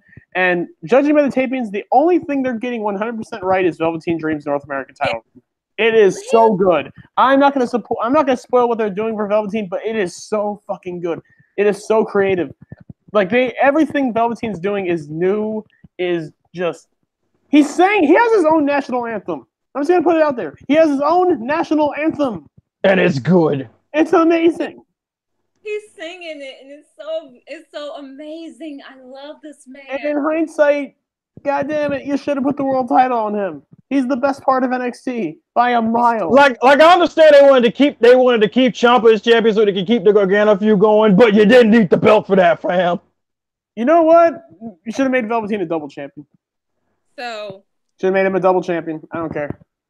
Have him drop it. Have him drop the North American title to either Matt. Well, maybe not Dijak anymore after what the fuck just happened. See, here's the thing. I don't think he's dropping it to Dijak. I think he's going to drop it to Keith Lee whenever he gets healthy again. I still don't know how bad the injury is, and that's what worries me. That's what I'm saying. Remember a few weeks ago? Remember they did an interview with Keith Lee outside, and he said, "Very soon we will have our match." And then they announced 2 weeks later, because this is when they already knew that Keith Lee was injured. Basically, they did an Austin Survivor Series 99 again. Yeah, it's like maybe they thought he was going to come back earlier, and then it turned out it was worse than they thought, which I hope is the case.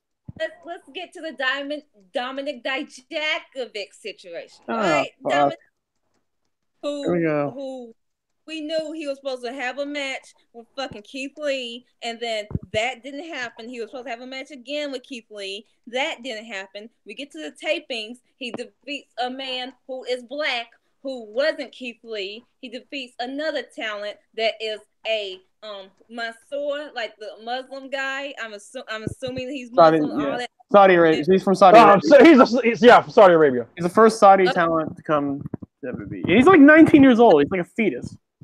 So he defeats those two men of color, right? So we get to he's cutting his promo in the ring, and he said he's gonna face Velveteen Dream for the North American title, right?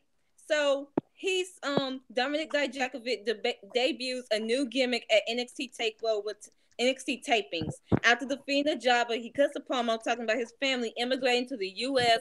and how he wants the North American title. In his second bout, he defeats Mansoor, and Velveteen Dream accepts his challenge.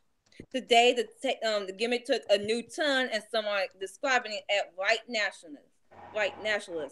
White nationalism. Woo-hoo. Good old-fashioned racism. In a now deleted tweet, Dijakovic wrote the following. This everything backwards. This is a disease environment that breeds impurity. The streets are almost as filthy as the inhabitants. I would know. I lived the majority of my life here. I owe it to myself and my family to purify the wastelands. He then tagged 3 other leaders of the North America: Donald Trump, Justin Trudeau, and Andres Manuel Lopez Obrador. So in other words, MAGA, MAGA, MAGA, MAGA, MAGA, MAGA. Well, that'd be pretty much. Well, that'd be the case. We need an Antifa gimmick to balance it out.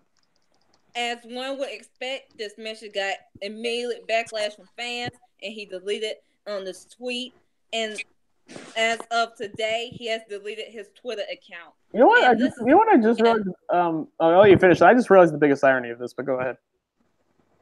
This man is facing a black talent, as we presume from the tapings in Velveteen Dream, who is not only black, but his sexuality as a character is fluid. It is not. He's androgynous, basically. Yes. So we all know this this country's history and their treatment in terms of not only black men, but black androgynous, not straight men. We all know that. Oh, Ace, how much you want to bet that he would have tried to put a homophobic slur in there? How much you want to bet? So Can I bring this up? Can I bring this up about Velveteen? Like, the fact that it's against Velveteen Dream is the most ironic thing, because his gimmick is what it is now. And if anyone remembers Velveteen's gimmick before he was Velveteen Dream, it was Patrick Clark, the Trump supporter. Yep. Full circle. Jesus Christ. Not in a good way. So not only that, but here's my point, and I'm gonna get Dijak shit, but this is a point for all the wrestlers, regardless. Stop trying to profit off of fucking racism and fucking homophobia and any other fucking bullshit just because you don't know how to be a fucking heel in wrestling. It's 2019. Sexism and all that fucking bullshit to try to get over as a fucking heel in fucking wrestling. You need to get out of fucking wrestling. Period. Period. Point blank. That's why I give Ember Moon's husband all the fucking bullshit because he's profiting off fucking racism. That's why I give Corey Graves' brother shit because he's basically a fucking transporter in fucking wrestling. Oh no, he is down there in Mexico. He is. And the thing was, he took that gimmick from Brian Cage. He wasn't even original with it. He took that gimmick from Brian Cage. I do not want to be reminded of fucking racism when it comes to fucking wrestling. But the fact that shit is sliding and that shit is coming over, that's fucking dumb. That's fucking dumb to me. When we just have a black WWE champion and fucking Kofi Kingston right now. And what does NXT want to do? White nationalism. That's dumb, and that would be the biggest mistake to have him defeat the Velveteen Dream, who are on the greatest run of his fucking career as the one. He has the best title reigns in fucking North American champion right now, and you're gonna have him lose to fucking Dijakovic, his racist ass, regardless he's actually racist in fucking real life or not. Yeah, but the gimmick should not be a gimmick. Period. Racism does not make you a good heel. It makes you a piece of shit. No, because the argument that I heard for someone when I was in Discord at one point was that it's getting heat. Of course, it's getting heat because it is because it's racism. You retards. Literally anybody can just can say really hateful shit.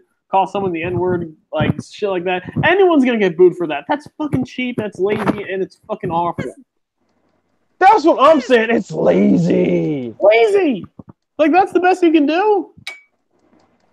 You're not gonna make people think like Sami Zayn. You're not gonna get under, like, you're not gonna question, like, how people live like Dana Bryan. You're not gonna fucking, like, just be good at what you do as a heel like a Sasha Banks. Like, you're gonna go the cheap fucking route. That's the thing. If you want to talk about like a political kind of gimmick in wrestling, look at Daniel Bryan because he turned his views into his persona and it worked for him. And it's actually good. Him as a heel is genius because all the shit that he's talking about is shit that we all want. We hate consumerism. We hate like all this other bullshit. I mean, I'm not necessarily vegan. But he's right about a lot of things, but he's so fucking hateable and such a radical motherfucker. Because he's the kind to hate him. Well, I said this before. I've said this before. Daniel Bryan is playing the kind of left-wing type of character that a lot of conservatives think a lot of leftists are. And like the best heels can be a heel, but also be 100% right. Chris Jericho in 2008. There's no reason he should have been a heel. He was 100% correct.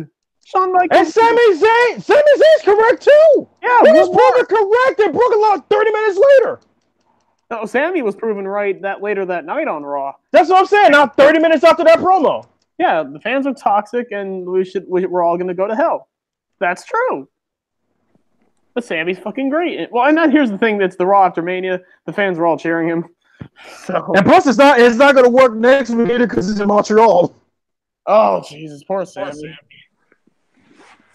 So, yeah, fuck that shit. Fuck Dominic Dijakovic. Y'all want to support that shit? Y'all can go ahead and unfollow me right now. Yeah, man. Nah, man, I can't support my man Dijak no more. No, ma'am. No, ma'am. Here's the thing. No. Why couldn't Dijak just say no? Like, you can do that. I swear, like, you can say no! You can do that. You got white privilege of your fucking ass. You fucking tall as fuck. You're gonna be fucking fine. It ain't like Triple H is gonna look at you. It ain't like Triple H is gonna pull a Vince like, all right, then we're not just gonna book anything for you. He's like, all right, then we'll find something else for you. Personally, I'm glad you said no. Well, I'm questioning Triple H why the hell he even brought that up in the first place. I don't want to think it was Triple H. I just want to think it was one of the writers there. I mean, it's the same guy who buried Booker T. But anyways, go on.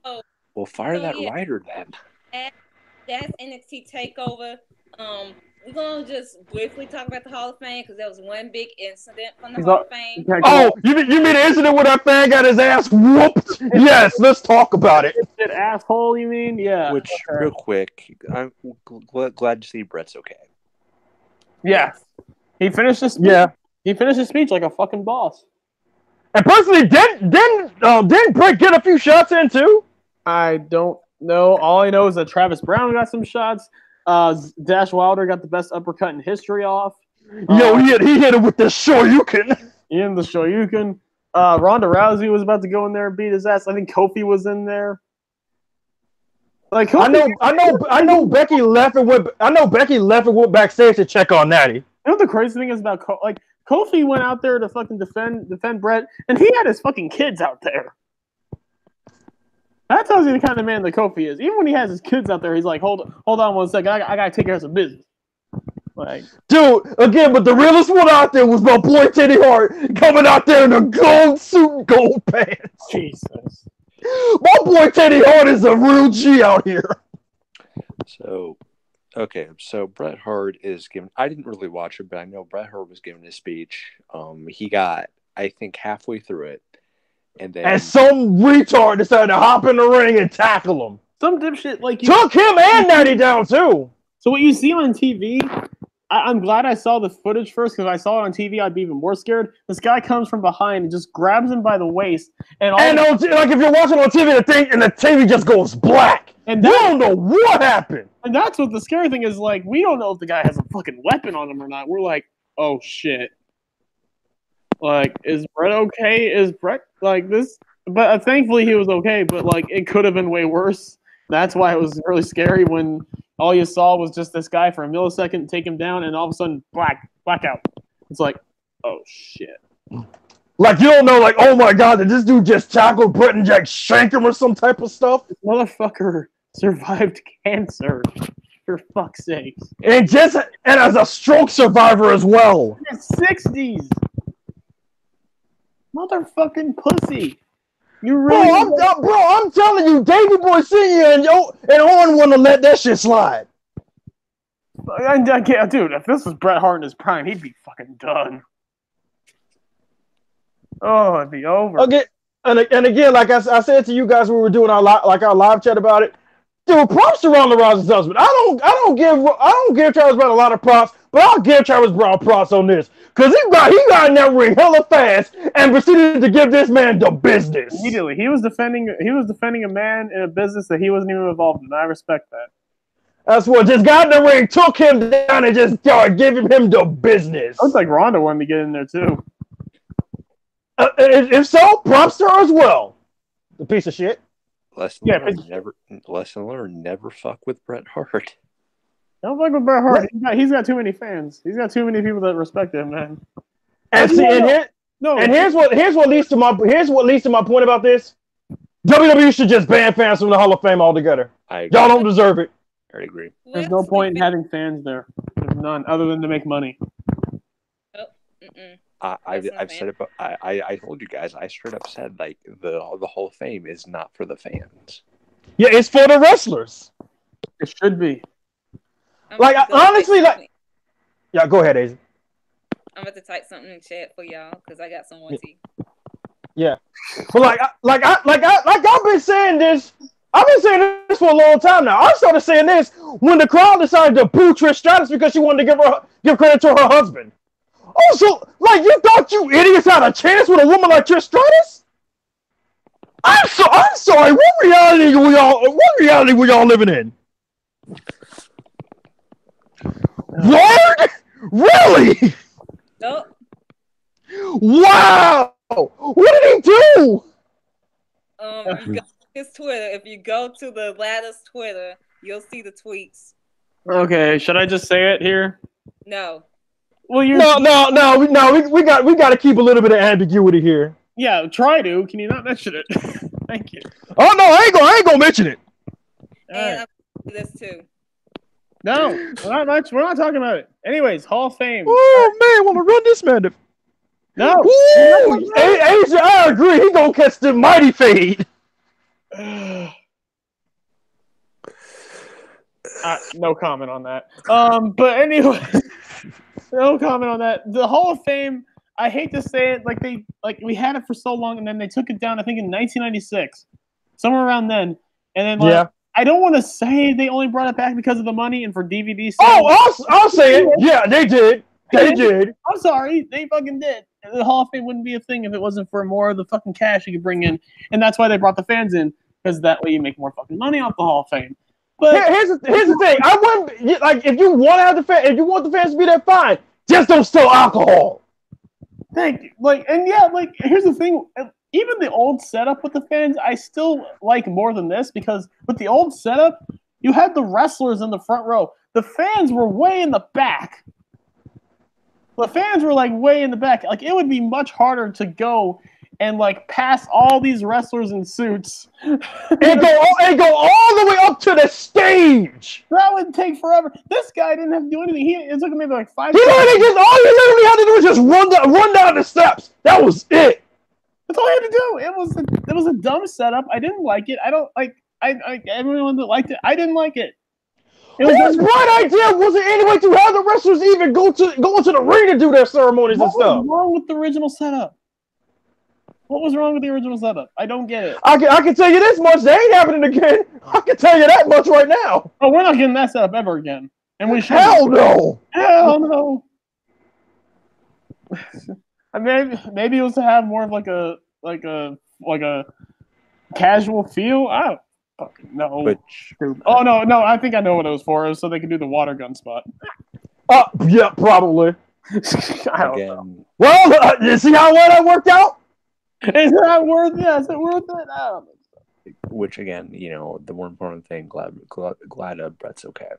Oh, definitely. I'm glad Bret Hart's all right. I mean, that's most importantly, because I mean, they checked. Well, yeah, Brett was fine. Like, mostly Natty was just like, yeah. Natty was just Natty was shaking. Yeah, like, I mean, I don't blame her. She was right there. She could have gotten hurt. Exactly. Like, this motherfucker. And I'm not even going to go into who this guy is, because I don't want to give him any publicity, but I saw his Twitter. I don't even know his name, so I don't even care. I'm just glad he got his ass whooped. All I know is I saw his Twitter, and yeah, this comes as no surprise. This motherfucker needs help.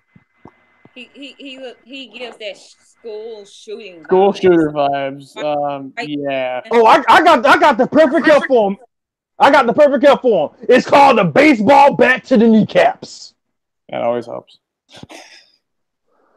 Nothing solves a problem faster than baseball bat to the kneecaps. Exactly. No. But yeah, just lesson learned. Like, you can chant, you can do all this shit. You can be an asshole. You can even be the assholes that are throwing beach balls, but don't fucking hop over that railing, or else you're gonna get your fucking hand. You're gonna get your ass kicked. Yeah, the minute you hop over that barricade, your rights as a fan are gone. You're a fair game. See, when we talk about a line cross, the line is literally the barricade. If you cross that barricade, whatever happens to you, you deserve. Exactly. Whatever happens to you after you cross that line is on you. Dumbass. So, yeah, that's Hall of Fame. Then we get the fucking WrestleMania. Oh boy. Mania was actually really good. It was amazing. One of the best Manias, maybe the best WrestleMania I've seen live in my lifetime. And we don't really talk about the pre-show, but the women's battle royal, I about died. Oh my god, Sarah Logan is going to be a star, and me and Brandon are going to talk about this. Okay. Sarah Logan showed the fuck out in this goddamn battle royal. Dude, you know me.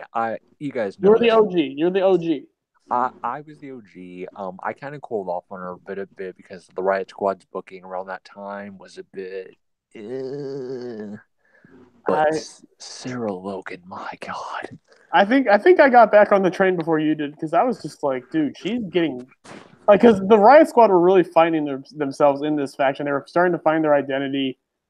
Like, like, they are so good as a faction, dude, and like their chemistry is great, and they booked Sarah Logan like the fucking star. Ruby Riott got eliminated along with Liv Morgan. Sarah Logan was the last person eliminated. She was like, it was amazing. She had all the highlights in the match. She eliminated Asuka. Dude, that's all I have to say. The three women before Carmella came in, the three main final women that were in the match before Carmella came in: Asuka, Sarah Logan, and Sonya Deville. Yes. My life was made. Yes. Because you have one of the best women's wrestlers in the world. My indie queen, who I stan, my Viking indie former deathmatch queen, stan. I don't think she'll be an indie queen anymore. I think she'll just be your queen, because if they Remember, this woman, there are the stories that came out. She barged into Vince's room to say, like, a booking decision was bullshit. Like, she didn't, like, Ruby and Liv were like, should we do it? Should we do it? And Sarah was like, fuck it. She just barged in.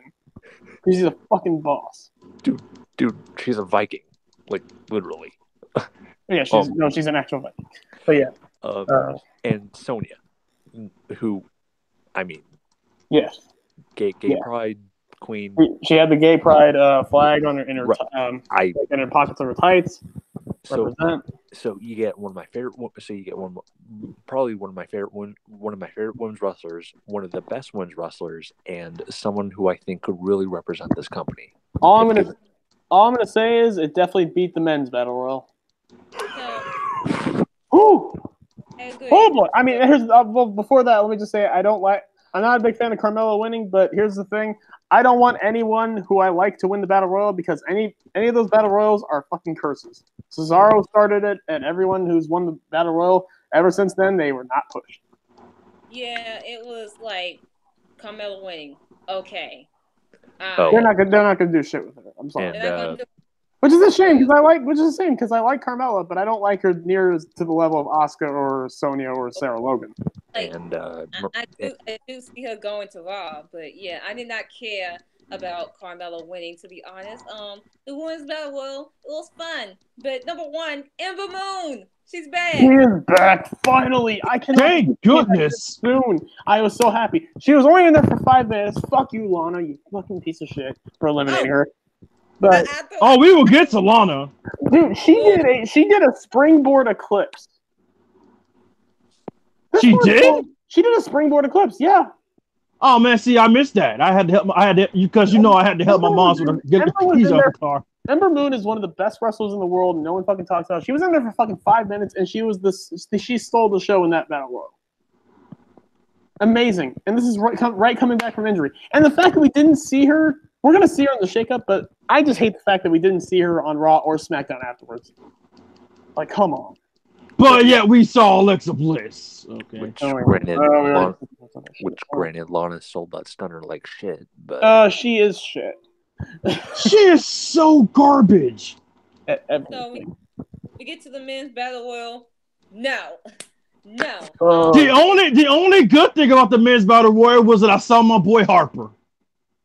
That and Mustafa, thank God he's okay. Yeah, Braun, you freaking idiot. Fuck you. I still need to know how Heath Slater is. I just want to say I still want to know how Heath Slater is because he took a nasty. Oh yeah, he took the nastiest bump. Like he went face first into like this stupid setup for WrestleMania. Like those LED boards and stuff. Yeah, Heath Slater hit that thing head first. This is the first time I've seen the barricades have little like square LED boards just sticking out. I'm like, what the fuck is this? They had them for SummerSlam. Oh, I didn't even notice it for SummerSlam. They had it for SummerSlam. They have it for anywhere else or just those two shows? No, I think it was just SummerSlam and Mania. Well, that's a fucking safety hazard if I've ever seen one. But yeah. Quite frankly, I think they might have them for Survivor Series too. They might have them for all the big 4 pay-per-views. No, let's not. So we get to the Cruiserweight title match. Very decent match, very good match. I'm happy for Tony Nese. I predicted Tony Nese. We got Tony Nese. He's gonna go back to being heel soon. He doesn't work as well as a face. I'm gonna say it right now. I mean, you take one look at the guy. He points at his abs during his entrance. He is not a face. That is a heel. But more importantly, that goes into Buddy Murphy. Like, where does Buddy Murphy go from here? Well, my best bet, NXT. Right, well, yeah. On his fucking Twitter, basically rubbing salt in the wounds that you didn't steal a show at WrestleMania, you lost, while I had the best performance coming out of WrestleMania weekend. And again, going back to the Sasha thing, no one bitches at Buddy Murphy. Nope. For complaining. Well, again, he's white. I mean, he is right, but so is Sasha.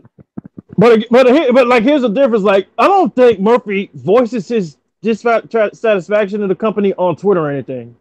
I don't think. Well, I'm saying I said he's white. Definitely. But so is Sasha. Sasha has every right to be pissed too. And I think maybe the Buddy Murphy thing might more be like a work shoot No, I'm saying he's white. Yeah, I know. Right. Oh, why? Okay, yeah. I mean, he's both. No, never mind. No, never mind. It's okay. That was bad. He's right. He's right about what he says. He does deserve better, but yeah, since he's a white man, he gets all the fucking privilege. So yeah, then we get to the first match of the show, of the main fucking card. I was just being a little shit, like I usually am. I was just making a joke, because I was saying like, oh, could you imagine if Brock Lesnar was on one of the beginning. Oh wait, we forgot something. We forgot a match. The Revival got bitched out of the tag team titles. Yeah. Well, so basically on one night they took the belts from both Boston Hug and the Revival.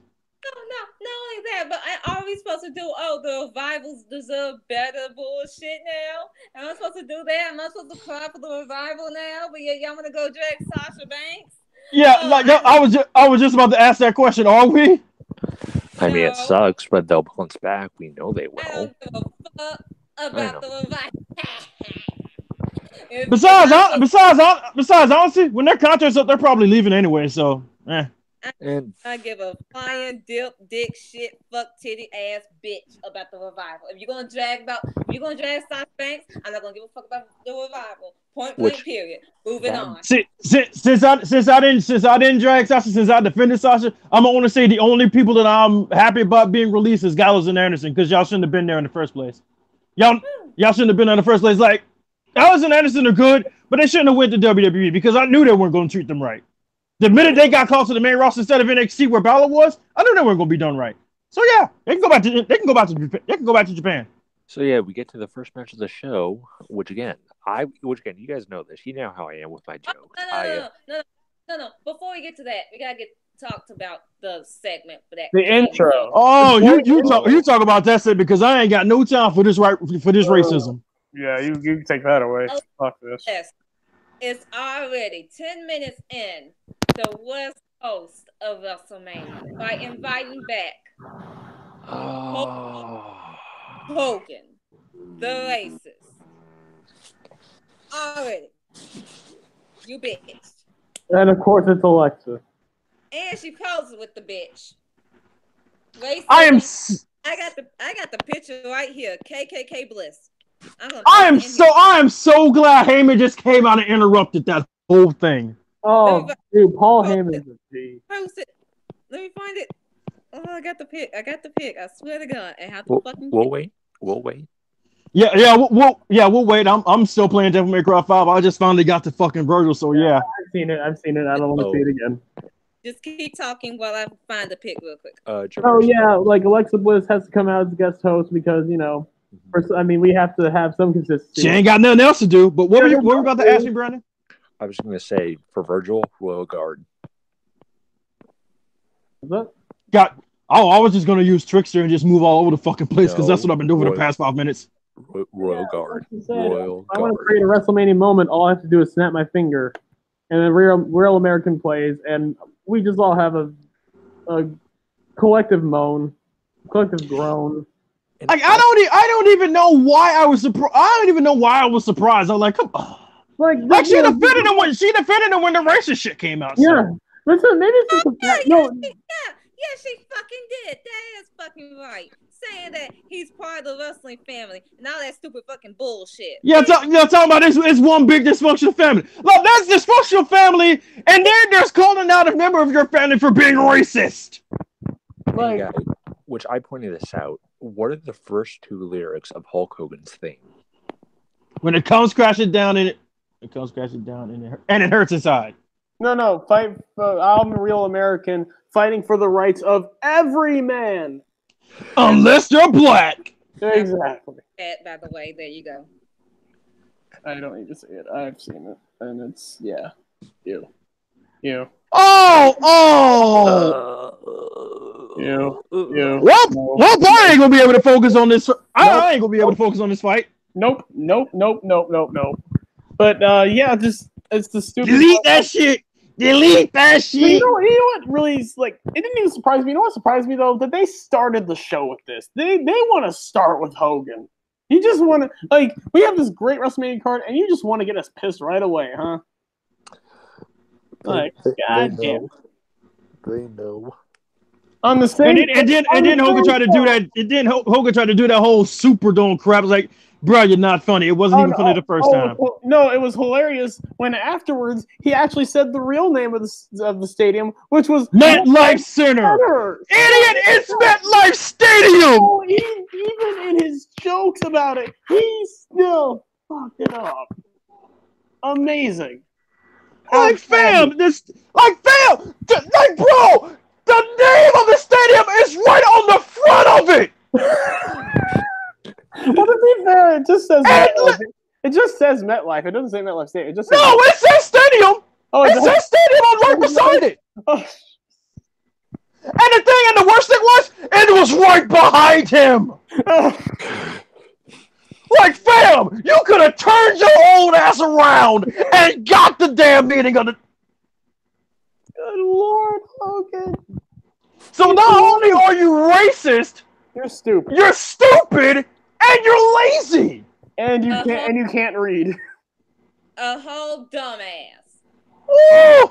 And you're not a whole dumbass, a whole retard. Ooh! A whole racist, blind, dumbass. Child to get oh. Oh Lord, the foolishness. But after that, the show definitely went up from there. Which, okay, now can we talk about it? We gotta talk. Yes. We gotta talk about it. So, the match that you joked about. You were kidding when you said. I was joking. You know how I am.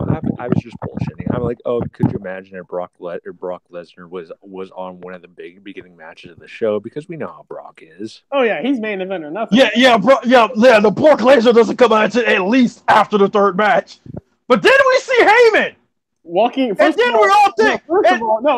just want to point out Heyman walking out to Real American, amazing. I mean, walking to that ring with a purpose. Like, it's like, I am a real. Like, it's beautiful. Like, I just want that entrance on loop.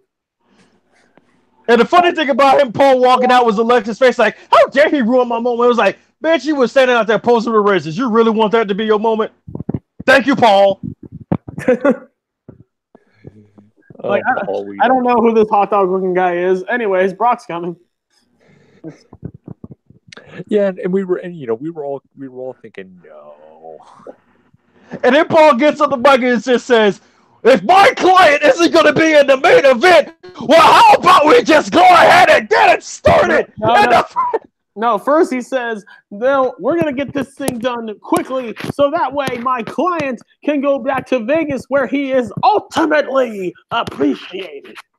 That just sounded for me like, bro, Brock's going back to UFC. Anyone that thought it was an AEW reference, no, it was UFC. He said, no, it was UFC. Dude, you should have known when he stressed ultimately. I swear, like, what does the U in UFC stand for? Ultimate, you idiots. Ultimately, fight. No. So it doesn't stand for underwear? Damn. No. And bless your heart for thinking that. Bless your heart. Bless you. God damn it. God damn it. Stop. So we get to this, and yes, coming out to the ring, 265 pounds, the beast, Brock Lesnar, and we're like, holy shit, we're opening with Brock versus Seth, which is smart because, let's be real, if this was later on in the show, the crowd would have been dead as fuck for that match. And we still thought that Brock was winning. No, after we knew they were opening the show, I'm like, they can't open the show with Brock retaining, right? They can't get the crowd depressed immediately, right? And it turns out, no, they didn't. So what happens is Seth Rollins took my advice. That's what happened. Seth Rollins gets this awesome entrance, and then just like right as he gets to the ring, just gets kneed in the gut. Brock just beats the shit out of him for 6 minutes, throwing him into the announce tables, giving him suplexes until the bell rings. He goes for an F5. Rollins gets out of it, fucking right to the gonads, and just. And guys, what did I say when we were live reacting before that? While Seth was still on the outside before Brock got him in the ring. I said, Seth, hit him in the nuts. Lo and behold, Seth listened. And Seth listened to your boy. You wanted him to do that before the bell rung because it was legal. He did it after the bell rung, but he did when the ref wasn't looking. Hey, he still did it. It's genius. He still did it. And I'm sorry, five minutes of getting your ass kicked for no reason before the match even starts, that equates one low blow. That is not a dirty win. That is just revenge. That's just payback. That is just vengeance. Vengeance is mine. And then 3 curb stomps later, we have a new Universal Champion at the beginning of the show. Seth Rollins won, and at this point, I'm like, oh shit, Kofi's not winning. I swear, I was like, oh god, Kofi's gonna lose. It's like, no, why did you have to? I mean, I'm happy for Seth, but why did you have to do this? Now I'm scared. Bro, I was convinced that Velveteen Dream was gonna be the only black person who won at Mania weekend. Oh, because that's how WWE works. They don't give you everything. That's what we thought. And they gave us everything. Jesus. And I saw it, AJ. I saw it. AJ Styles versus Randy Orton. This is the part. This match was slow. No, this is the part of the show, first of all, where the lighting crew decided to be fucking idiots. And this is about the point where I went to my friend's house because I actually skipped, I think, 3 matches on the Mania card. So when you set up the arena, when you set up the WrestleMania arena, you usually want to test everything out first, just to see if everything works good. You want to like test run this shit. Apparently they didn't test run one of these lights, because when you test these lights, you want to see it when it's from far away, but it's kind of important to know what it looks like when you're actually in the audience. And when they were in the audience, there was a yellow light that was blinding everyone in the crowd. For 10 minutes of the match, no one could fucking see because of this stupid light. It was so bad, Orton had to go on Twitter and apologize. Randy Orton apologizing. That's how bad it is. Randy Orton does not apologize for things. Hell, he didn't apologize for ruining Kofi's push 11 years ago. Hell no, he doesn't apologize for anything. That's how bad this was. Even Orton was like, nah, man, that's bullshit. And here's the thing, Orton shouldn't have apologized. That's not Orton's fault. Yeah, that's on the company, man. That's on the company. I mean, and even without it, it wasn't like a crazy match. I thought it was pretty good, though. It was okay, but it was just a little bit too slow to me. It was. And I think they kind of realized that the crowd was getting lost. So yeah, I missed Orton AJ. I missed Drew Roman. And I'm pretty sure I missed Joe and Ray. Oh, well, don't worry. Ray Joe was not long. Oh, don't have to worry about that. Brandon, if you have literally any time on your hands, you can watch Joe versus Ray. Exactly. Any time on your hands. Just pop it in real quick. Just get a drink, take a sip, and then by the time you do, it's over. It was amazing. It was beautiful. But yeah, we'll get to that later. AJ Styles won. I thought Orton was going to win. I thought Randy Orton was going to be the next challenger for Kofi. What's up, AJ? Going to win too, but he didn't. Yep. And honestly, at this point now, who do you guys see being Kofi's next challenger? I would presume what happened at SmackDown was going to be Drew. Drew is not injured, by the way, actually. Thank God! Oh, nice. Okay. Thank you, Zeus! What actually happened was they was going to have Drew versus Kofi Kingston in the main event, but they made it a tag team match, but they told Drew so he wouldn't lose to just go in the back. Dumb. All right. Wait! Time out. Hold on. So you have this as be a 6-man tag, but you tell one of the guys to go to the back. Yep. Then why even make the match? Why didn't you just have a regular tag match, have New Day win, and then have Drew Claymore Kofi? I don't fucking know. It was fucking dumb. Yo, that is so dumb. And then Big E messes around and tears his ACL.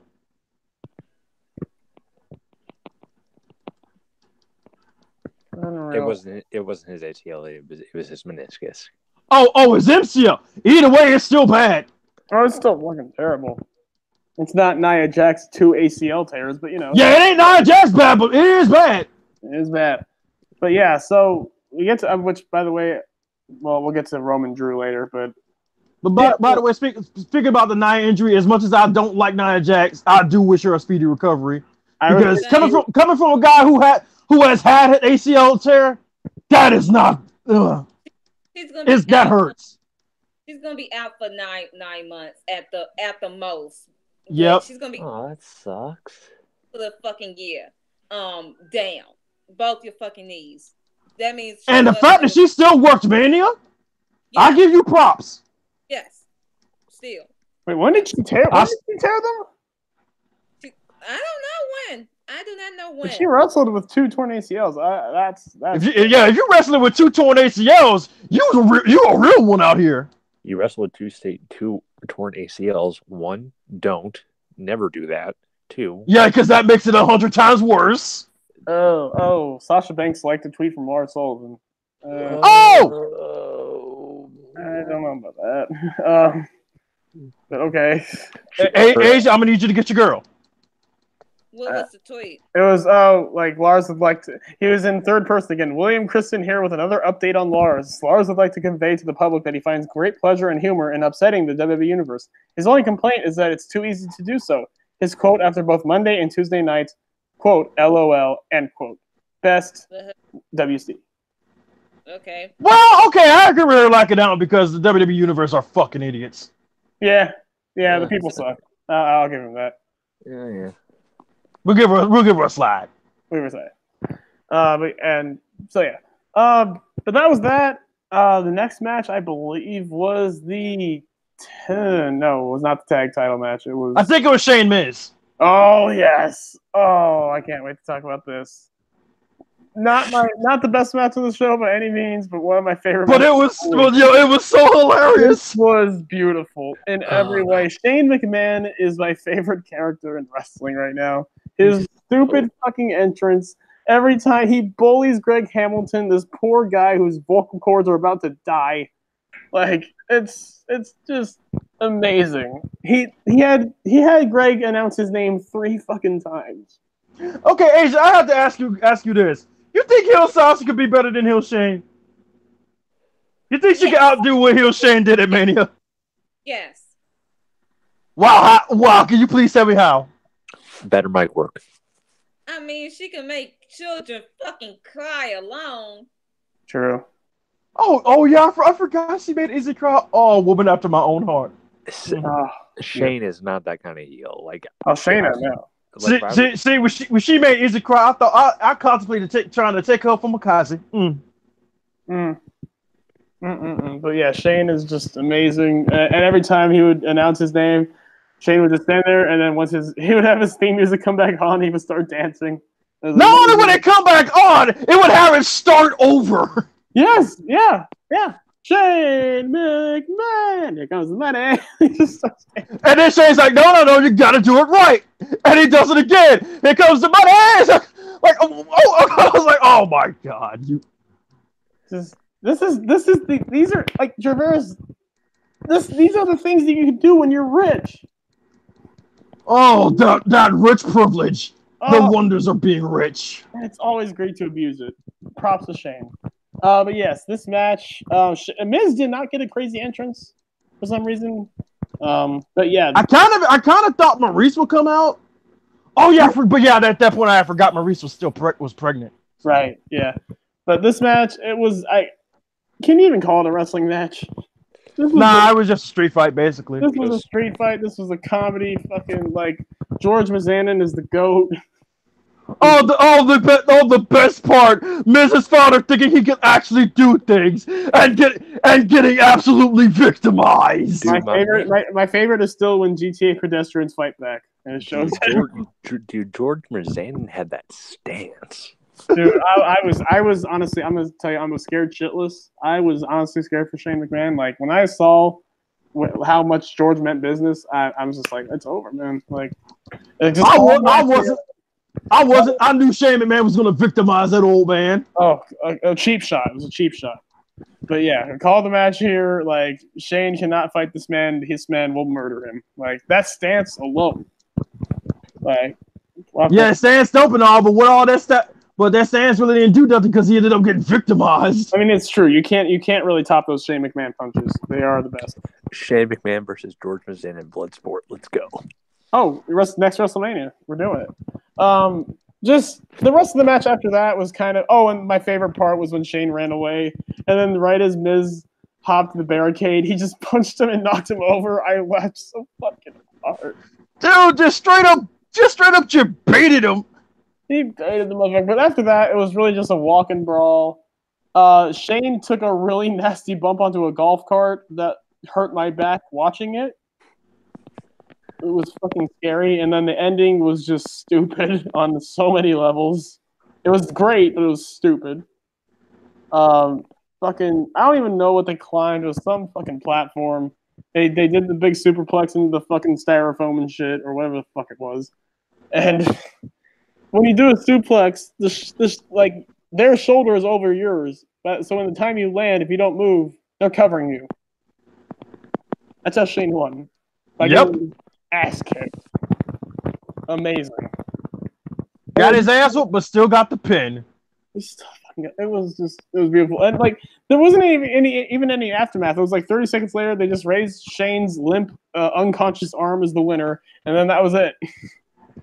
That was it. So we're probably gonna get a rematch eventually. Probably at Crown Jewel. Probably. Jesus Christ. Amazing. Oh God. Women's tag titles. Women's tag titles. Oh wait, did we or was the Usos match first? Well, yeah, it was actually yeah.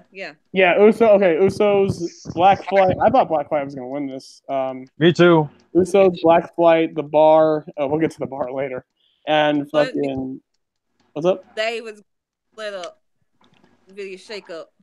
Right. Oh, okay. Yeah.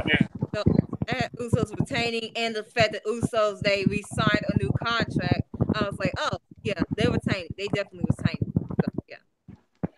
I mean, they wouldn't leave the week with the titles, but you know. Yeah. We'll get to that later. Really good match. Ricochet is not fucking human again. We got the biggest pops of the night outside of Brock and Seth. With the shit that he did. No one died, thankfully. So the Ricochet matches, I always get scared of that. But yeah, Usos won. They danced. It was beautiful. No complaints. However, I do have complaints. We do have complaints about the women's tag title match.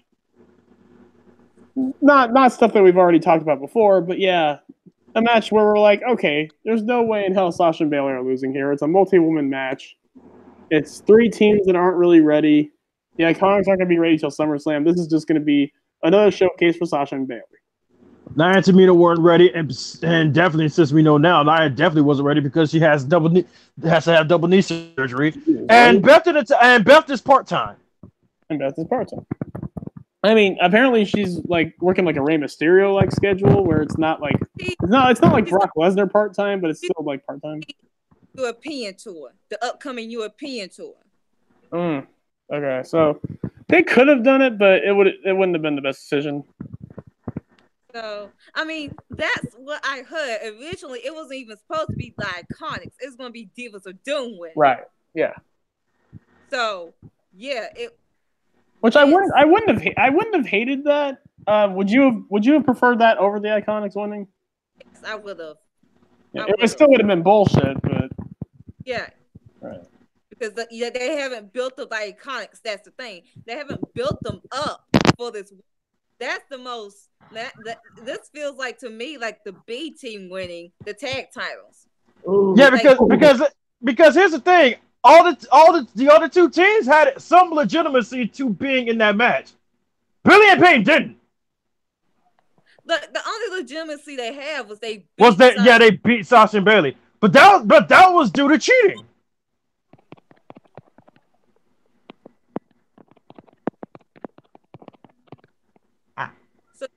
So the match was fine. Sasha and Bayley clearly told good storytelling. Like there was one point that Natty, she does a double sharpshooter, and Sasha was trying not to tap, but Bayley, she grabbed Sasha's arm to like not make her tap. Shades of Revival when they tried to prevent each other from tapping and take over Toronto. So that's that. So yeah, I don't like the decision or anything. Woo. Now, the match of the weekend. what we were all waiting for. The one we were most scared of going in, I was petrified. I think we all were. This match, not only the best WrestleMania match of the night, not only the best match of the weekend, one of the best matches I've ever seen, one of the best stories ever. I'm going to say, man, that was match of the year. No doubt. I'm sorry. That is the match of the year, and I don't see much stopping it. Because outside of it being an incredible wrestling match, I don't think there will be another match that tells the story that will be as compelling and as heart-wrenching and brings people together the way that Daniel Bryan versus Kofi Kingston did. This was more than a match. This was more than just your typical fucking, like, WrestleMania match. This, like, I can't even explain it. Like, it was fucking magic. From the fucking opening bell, the crowd was white hot for Kofi. More so than anyone else, even Becky. And I mostly attest to that being a 6-hour show. They were fucking exhausted. But everyone knew this was Kofi's night. This had to be his night. Amazing match. I don't even know what to say. Some of the best. What's up? Result had to come out this fucking match. And if they did not win with it, it would have been over for WrestleMania. Yeah, dude, they would have turned on the whole show. It would have been a disaster. Like, either way, the crowd would have been dead for the rest of the show. But they were only dead because they were fucking exhausted after fucking celebrating so goddamn long. So, I want to end it with praising the New Day and praising Kofi because that's who it's about. I have to give this time to praise Daniel Bryan. Yes. One of the best, if not the best title reign, WWE title reign in fucking years. It certainly beats out his first one. Or when he won at 30. And this goes back to Asia's point where she talked about Charlotte had 7 title reigns, didn't do a goddamn thing with them. You guys know Daniel Bryan, I'm pretty sure, has only had 2 or 3 title reigns with this title. He won it at SummerSlam. Oh wait, no. Well, they're basically he won it the week before the Saudi show. No, I'm just talking about all of his reigns. Like, okay. He won his first one at SummerSlam, lost it immediately to Orton, and then Night of Champions thing. Should we even count those 2 actually? No, because Mania 30 was the big one. Mania 30 was the one where he actually had a fucking title reign. So basically, WrestleMania 30 and this title reign, the only 2 title reigns he's ever really had with the big one. Both of those meant more than Charlotte's 7 reigns will ever fucking do. Which this one even more so, because this one it felt like he had even an actual like reign. This was his fucking this was the fucking rehabilitation of Dan Bryan's career. This was his Jericho 2008 run.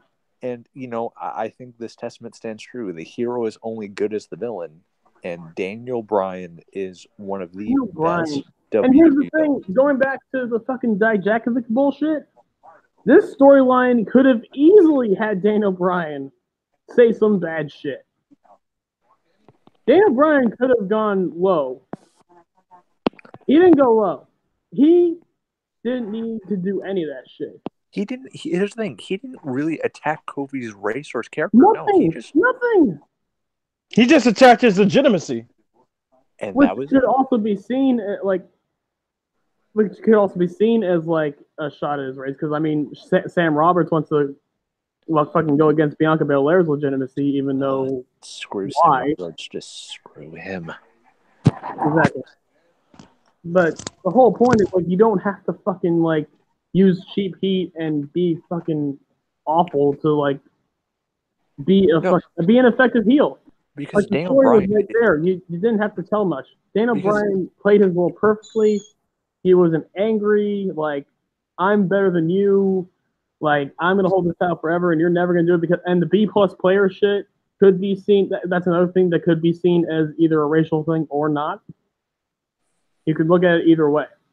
It's kind of ambiguous with that. The point is, you didn't have to be like fucking Dijak and purify fucking North America.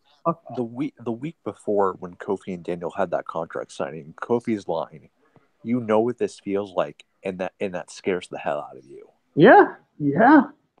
And if anything, like Vince McMahon was more of the racial villain than Daniel Bryan was.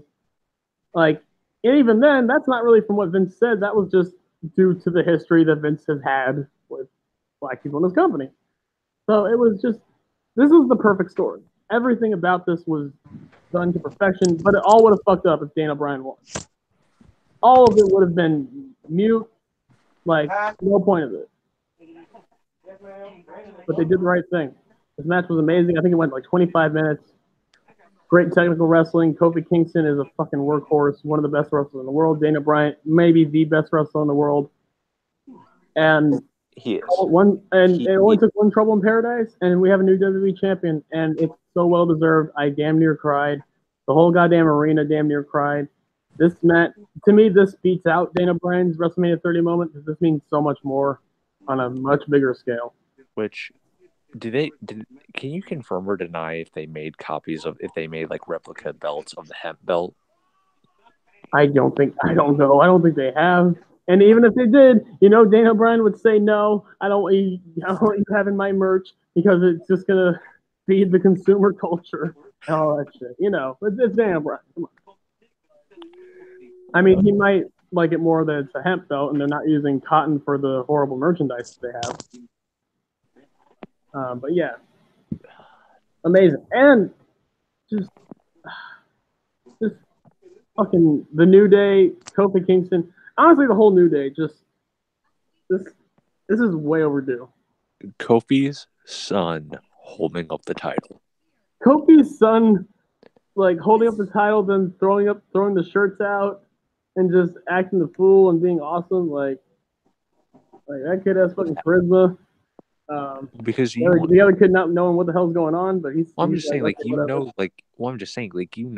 the power of that imagery, like the implication of that. Oh, when the kids came out, I was like, I hate kids, but goddamn it, I can't with this. No, too much.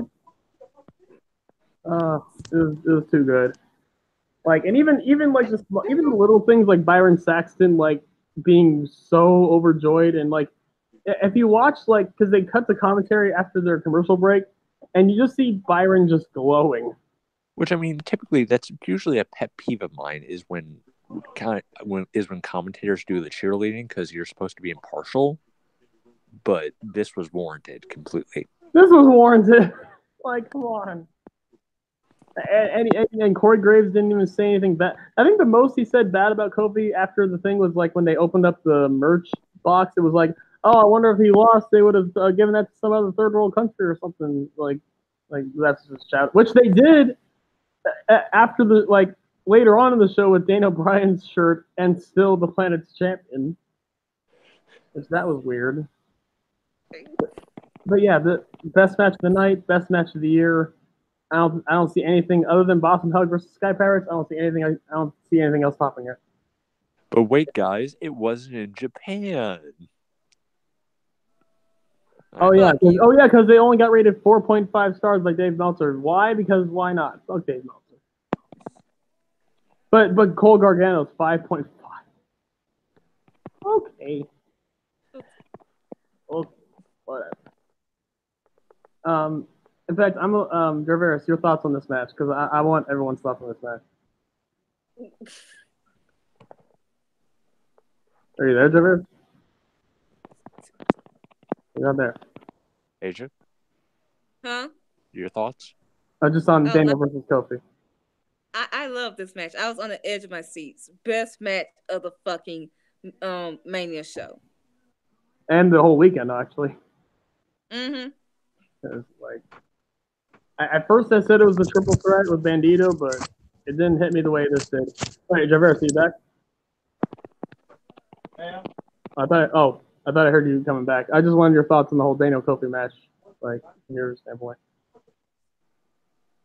Oh, I thought I heard him. Oh. Well, maybe we'll ask him later when he comes back. So yeah, thankfully Kofi won. I'm glad he's WWE champion. Let's run with this. Let's run with this shit. And it's not the flash in the pan bullshit. He's still over as fuck.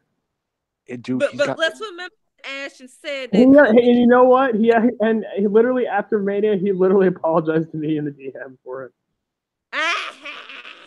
He ate his words.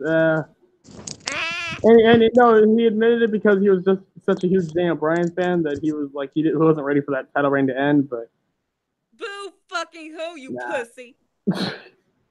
But yeah. Wait, who are we talking about now? Oh, because Ashton after WrestleMania, after Kofi won, DM'd me saying he apologized for the flash in the pan thing. Like you said, I was clearly wrong. Always trying to diminish a black person's talent just because of your white mediocre face. Oh, child, the ghetto. Hey, I mean, look, don't get me wrong. I love Daniel Bryan, but he had to drop it to Kofi. He had to. So yeah, your thoughts on the whole match, Trevor? Oh, the match was great, and the thing that makes it even more crazy is Kofi was not meant to have this spot. It was. For all intents and purposes, this is supposed to be for Mustafa, but by luck of the draw, Mustafa got hurt. No, Mustafa got hurt, allowing Kofi to be in this position, but this was originally supposed to be Kevin Owens facing Daniel Bryan for the WWE title. Okay. Yeah. And after that, guess who he was going to drop it to make it even more interesting? Tommaso Ciampa. He's probably dropping it to KO. Ciampa. No, KO was going to drop it to Ciampa. If Ciampa comes back, back. Those were the original plans before Ciampa got hurt. Oh, that was the original plan. Wow, jeez. Yeah. So with the whole Kofi Mania thing, we didn't get KO as champion, and since Vince wanted to just hurry Ciampa up to the main roster to pop a few ratings, now we don't get Ciampa as WWE champion. Man, dude, the heat. If you want to keep Ciampa as a heel, imagine him beating Kofi for the title. Oh, dude, that's how you get some heat on somebody. That's the thing. Like whoever beats Kofi has to be like a fucking monster heel and needs to run with it. Yep. That's why up until the end of Takeover, I thought that was going to be Adam Cole. If you really want Sami booed, give it to Sami. Because Sami even plays that kind of same role as Daniel Bryan, where he's like the righteous, like I'm better than you because you're toxic kind of like character. Yep. And he has it'd just be perfect. Because the fans still love Sami, but if he beat Kofi and he told the reason why, because you toxic fans don't deserve Kofi, then you're gonna turn. You don't deserve a champion as good as Kofi in this toxic environment. Well, he could have said you guys are toxic. You all would have turned on Kofi in 2 months anyways. Like he could have went all there with that shit. But, he could have went all in on that, bro, and he wouldn't have even been wrong. Because they do turn on people. I don't think they will turn on Kofi, but you know how they are with champions. They don't like successful people. Yeah. Especially not a black man being successful. Ooh, you know the racism is about to come out. As a matter of fact, the racism came out not an hour after the show was over. Wait, what? Just with fans or? Fans complained about Kofi winning, and some of them were being racist. I don't know where the fuck those people are, but they can eat shit and die. They can go with the fucking asshole to jump Bret Hart. Fuck them. And yeah, so after Kofi, I was fucking scared for that man. I was scared. I'm like, I had a little bit more doubts, but I'm like, I'm pretty sure Becky's winning it. Hey, are we going? There's no way Vince McMahon is going to give us 3 happy endings of the fucking Mania. So I was like, Vince McMahon, the same one who told us life sucks and then you die. Think he's going to give us 3 happy endings? Which, no, ladies and gentlemen, happy ending does not mean what you think it means in this context. Get your heads out of the gutter. No, the only man who had his hand in the gutter was you in this point. I was only you, brother. I mean, maybe because I mentioned Vince McMahon, maybe that's what made you. Oh, no, never mind. So after this, okay. So Brandon, you said you missed Samoa Joe versus Rey Mysterio. Indeed. Well, that's all right, brother, because it only lasted about 60 seconds. Can I literally play out the entire match? Go right ahead. Okay. I'm pretty sure it was a drop kick. Rana into the ropes. 619. Top rope. Like he tries to go for that little, like he went up the top and went for that bulldog he usually does. Goes up, only to be caught in the coquina clutch by Samoa Joe, and is immediately put to sleep. And about 10 seconds later, Rey Mysterio's limp.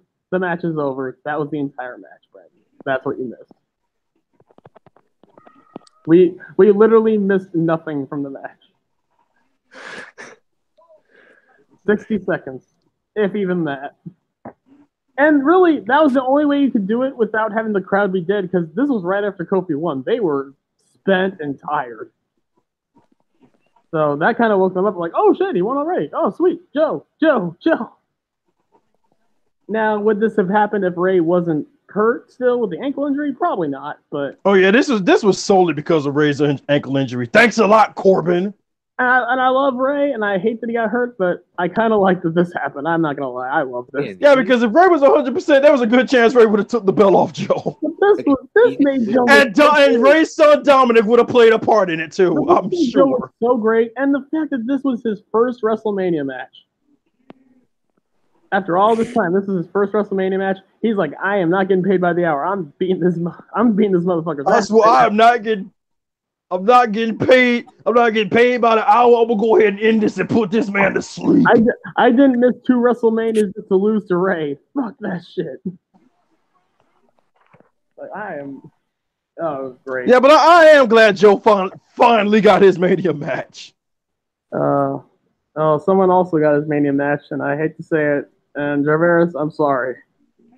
The worst match of the night, or at least the most boring match of the night, had to go to Roman Reigns versus Drew McIntyre. Oh no! I agree 100%. It just did not get going.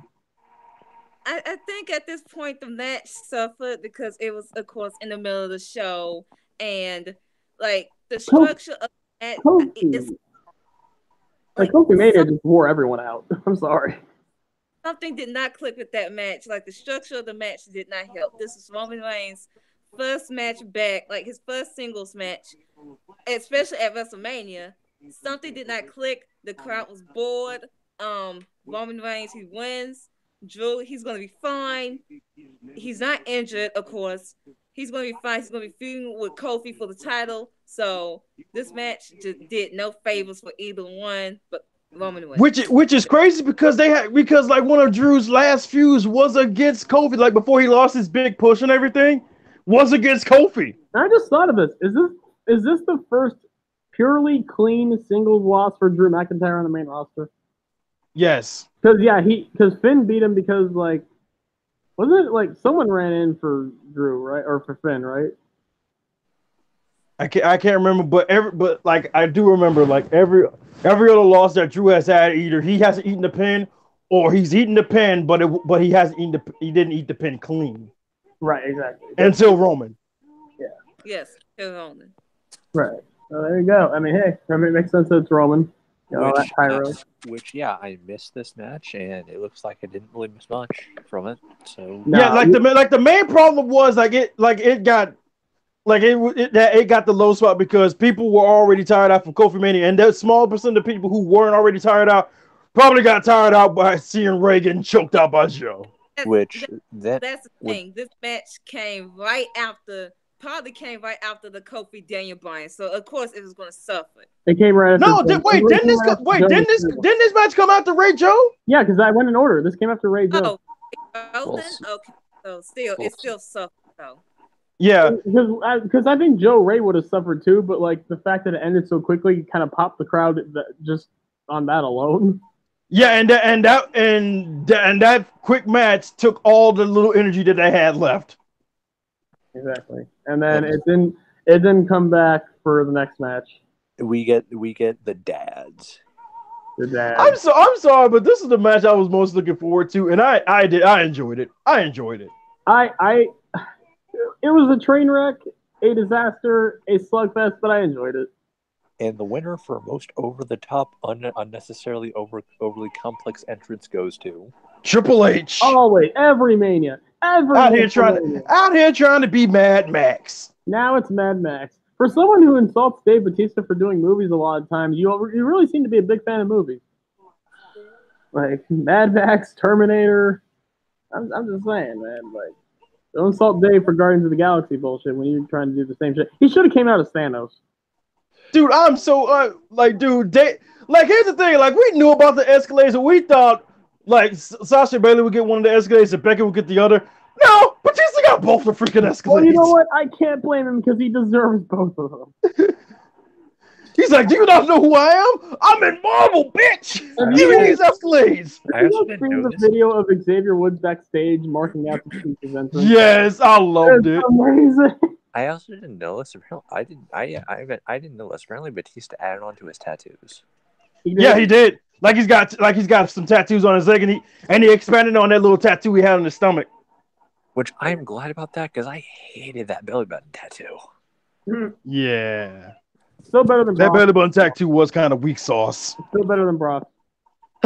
Anything better than Brock. But yeah. Like we got the Batista in the escalators. I like Batista's gear too. And we got the Batista pyro. Machine gun pyro. It was beautiful. And we also got the slip and fall. As Batista would have to do. But see, Batista even explained, he's like, look, I'm not graceful, but I'm good. But I'm the type of person who can laugh at himself for not being graceful. And he did it again, and then it worked, and he's like, yay! And then he was going to do a pose, and then his music stopped, and he's like, really? Yeah, because Triple H just had to interrupt. It's like, look, Dave, your time for your entrance is over. It's time for me to get my elaborate entrance in from Mad Max. That's going to be so cool, and not lame. Meanwhile, we're just looking at it like, bitch, you didn't bring no water bottle? He brought two. The first water bottle he brought, he drank it while he was on the ride, on the Mad Max ride, and it looked like he spit it at the driver. He's like, you're not driving fast, you're not driving slow enough. Why? But this fucking lame ass that, and then right after the game's music plays, Michael Cole's like, "How cool was that?" It's like, shut up. It's like, on a scale of 1 to 10, I give that a -5. -8, man. Like, yes, Cole. It was very cool. Triple H is a big boy doing big boy things. He's so cool, singing fucking Spice Girl. This was easily Triple H's worst entrance. So I have a question. And he's had a lot of bad ones. So I have a question about this match and the structure of this match. How was Triple H the good guy? Because he's defending Ric Flair? He's a sick fuck who likes to take out nose rings with wrenches? Because that's admirable, I guess. I was just assuming that it was because Batista beat up Nate. Even storyline wise, other than the fact that Batista beat up Nate, Triple H is like the asshole bully who's like, oh, you can never make it into movies. Oh, you're never gonna be out of my shadow in Evolution. Oh, you're not gonna be a big star. You're nothing. Like, hell, he even admitted that he used Batista. He used him. He's like, yeah, I used him. What of it? He admitted to it, and he tortured him in this match. This was literal torture porn. At one point, and for the first 5 minutes, this was torture porn. But yet, we're supposed to cheer Triple H because, Dave beat up Ric Flair, and I'm just like, but he beat up Ric Flair because he knew that was the only way to get to Triple H. I mean, someone else could have beat up Ric Flair. Batista just dragged his dead body. Exactly, like Batista could have just went there to give Nate a hug for his birthday, and just found his body there. Nate, let me give you a hug. Oh, shit, what the hell happened to you? Oh, I got a great idea. Like, he's like, oh, Nate, what the? Like, hang on, Nate, I'll get you to the ambulance. And then the second, he's like, wait, I have an idea. He's like, Nate, don't get mad, but I'm gonna use this to get my match with Hunter. I'm gonna use you the way Triple H used me. And Nate just is like, all right, as long as I get to the doctor in the next 30 minutes. Whoa. Wait, Dave, wait, why are you dragging me off? Wait, Dave, there's a nail there. It's in my underwear. I'm getting a wedgie. Dave, I'm getting a wedgie. I'm too old for wedgies. I'm too old for this shit. I might need to go to the doctor to get that checked out. Where's my daughter? Is she here? Has she won? Has she won? No, Rick. No, Rick. She doesn't care about you. Oh, I know. Yeah, this was weird. It was a weird match. I enjoyed it though. I love the callbacks to all their other matches. Batista countered the pedigree with the air raid crash, kind of like the WrestleMania 21 match. They did the steel steps on the announce table, which is their backlash match, and then Batista hit the Batista bomb while Triple H had a sledgehammer in hand, about to hit him with it, like in their match. Which was changed from the Hell in a Cell match. It was. I love that shit. It was slow. We knew it would be slow. They're like in their late 40s. What do you expect? Come on. If you expected a goddamn lucha match, you were missing out. you were sadly mistaken. And I'm sorry, I love the ending where Triple H did a goddamn Superman punch with the sledgehammer. That shit was amazing. I enjoyed the match. It kind of bored me. It was kind of weird. I know Asia hated this match, but it was what it was, and I'm just happy Batista got his match with Triple H, and now he can retire happy. It was your standard Triple H Batista match. It was what you expect. I mean, nothing's gonna top their Hell in a Cell match, so yeah. But actually, and I remember, like, Asia, you said this is your least favorite match in the show. Like you hated this more than Roman Drew. I have to watch the match back because I haven't yet. But I feel like Roman Drew was the worst one. Yeah, I mean, the beginning of Triple H Batista was the weirdest part of the show. That was just. Like, I was thinking, like, are they doing a fucking double turn here? Are they really doing a double turn? Because Triple H is laughing as he's maniacally using, like, all these fucking sharp objects to just torture Dave. And it's like, what the fuck? Hooray! Whatever. After this, I think, is it Angle Corbin? Angle Corbin. I'm not even gonna say this is the worst match. I actually kind of like this match, but the results suck. Oh, so we saw the Elias segment. Elias. Oh fuck! I forgot the Elias segment. Yeah, yeah. Dude, how can we forget the return of the Doctor of Thugonomics? I'm so sorry. This segment was awesome. Before even Cena comes out, Elias's segment alone was incredible. Ladies and gentlemen, Elias. Ladies and gentlemen, Elias. Ladies and gentlemen, Elias. In the show by PW Insider, they reported that Kurt Angle versus Corbin was going to have a special guest referee, and the referee was going to be Cena. I thought, okay, since that's going to be the case, it's going to be Kurt Angle winning. Nope, we were wrong. So when Cena came out for the Elias segment, I'm like, okay, let me change my prediction. No. You need to explain this Elias segment first before Cena comes out. You need to explain what we saw. Man, I should have changed my prediction, man. No. When we hear ladies and gentlemen Elias, we first see Elias on the Titantron playing the fucking drums, and I'm like, wait a minute. Wait, he's a drummer now? Like, what the hell did this start? Like, this is a big reveal. He's now a drummer? I'm like, okay. And then they said, ladies and gentlemen, Elias. I'm like, wait, what? And then he's on the piano. I'm like, we're getting a fucking Elias band? And then, ladies and gentlemen, Elias. He's out in the ring with the guitar. And they do a fucking choreographed song.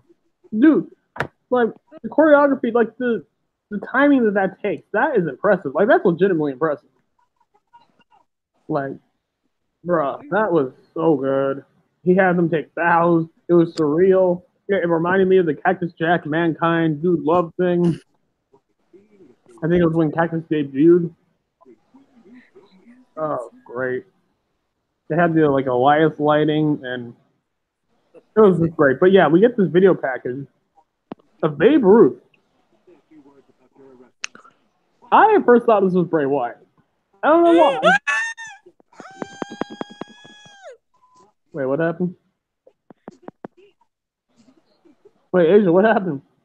I got just keep that on, keep going. Okay. I thought it was gonna be Bray Wyatt because it had like weird lighting, and I'm like, wait, like is this what they're building up towards? And we're seeing Babe Ruth, and I'm like, fucking hell. And then we hear Word Life, and I don't even know. And I immediately when they were doing the whole thing with Babe Ruth, that's when I knew it wasn't Bray. I was like, nah, Bray doesn't seem the type to be doing anything with Babe Ruth in it. I mean, Bray Wyatt has done like a very ambitious stuff with his character, so I'm like, nothing with Bray Wyatt is out of the possibility with me. Well, the thing is, Babe Ruth is a symbol of America, and Cena is the most American to ever America. But he's also from Boston. The rivalry with the Red Sox and Yankees is real. Still. That's why I'm like, wait, it's Cena? Like, Mr. Red... Like, dude! Oh my god. CM Punk was... Dude, someone should have brought up CM Punk was right all along. He's the New York Yankees now. He was right, wasn't he? Oh my god, CM Punk was right. Yep. He's the Yankees. He's always right. Oh my god! What is going on? Asia, okay, tell me in chat. Oh my god! Okay. But yeah, Cena, this moment was awesome. But then I realized, wait a minute, he's supposed to be the special referee. Oh shit, we're just getting Angle versus Corbin. For some reason, my dumbass was like, no, Angle's still winning this. He's still going to job Corbin out. They're going to send Angle off happy. Nope. Fuck no. No, we had too many happy endings, so we have to. We gotta give you a little bit of something to make you upset. We gotta give at least one kick to the balls before we make you happy again. Come on, like give us one kick to the balls. And Asia loved it because Asia called it. But yeah, Corbin beat Angle, and honestly, Angle had his best performance out of all the retirement matches he had. Like, he didn't fuck anything up. He didn't kill himself on the fucking moonsault, and I got so scared when he went up top. But yeah, Corbin won. And at this point, it's like, we're already here. You might as well fucking... That's what there's something with Baron. Like, if you're going to job Kurt Angle out on his last night to Corbin, you better have plans for Baron Corbin. That's why I'm not a big fan of him. Like, don't waste it. I mean... Angle and Corbin did exactly what you think they would do as far as like the match. They did what they were gonna do. Yeah, the match itself, I was fine with it. Just the result sucked, and it got everyone depressed. They're just like, it wasn't even booze. They were just all silent. They were just like, really? Whatever. After that was the triple threat, right? I think it's main event time. Yes, main event time. Actually, wait, didn't Alexa have one more segment? Oh wait, no, that was the stupid dance break. Never mind. Remember, they were trying to be so cool. They were gonna have the world's largest dance break. They were trying so hard to find anyone dancing. No one wanted to dance. They're like, nah. Did Vince actually expect this crowd, who had been sitting there for 5.5 hours watching a wrestling show? Did he think they were up to fucking dancing? Yep. You know the thing about he was probably mad that they didn't. He was like, I gave you everything you wanted. How dare you not dance with me, damn it! That's all I ask. So Jarvis, about that thing about Vince being a retard. Yep. Yeah. Anyways, triple threat. Main event. We got they all had Ronda and Charlotte had special entrances. It was a weird setup because Charlotte had her special entrance, but the first thing we see, actually, I'll let you have it. Coming in on a helicopter. Okay, she comes in on a helicopter. She makes this smile. She's like, I just secured the deck with the disc. And she winked. She winked. She comes out. She has this purple, bluish gear. She has the red carpet. I was waiting for the paparazzi and Andrade at this point to fucking come out. I was like, oh, she got to have the whole 110. Speaking of which, back to the Battle Royal. Andrade, you stupid motherfucker. What were you doing? That was a botch. He was not supposed to get eliminated that way. It's supposed to be Braun eliminated. Like, I mean, let's be honest. Andrade did that on purpose so he can go back down there and lay some pipe on Charlotte before she had her main event match. True. was it Fair worth enough. it? So He's like, look, I ain't got time for this. I gotta go give my girl some added I mean, motivation. he's giving her some pipe on the vacation right now. Have you not seen the IG photos? He's giving her all the pipe. Did you see her in that recent one where she had the little jersey on with no shirt, with no bra on? Oh, he's piping it good. I saw. The puppy love is real. He is piping it good. But yeah, and it was weird because we get the helicopter thing, we get all that, and then Ronda comes out and we're like, wait, what? Wait, hold. And then it made sense because they dropped her from the helicopter outside of the arena, so it would have taken her like about a minute and a half, 2 minutes to even get to the fucking like. Yeah, it would have taken a minute. That would have been a Goldberg entrance and a half. So we got to Ronda with the Joan Jett thing, which was really cool to see. Ronda looked pissed. More pissed than usual. Because she knew she was about to take the L. She knew.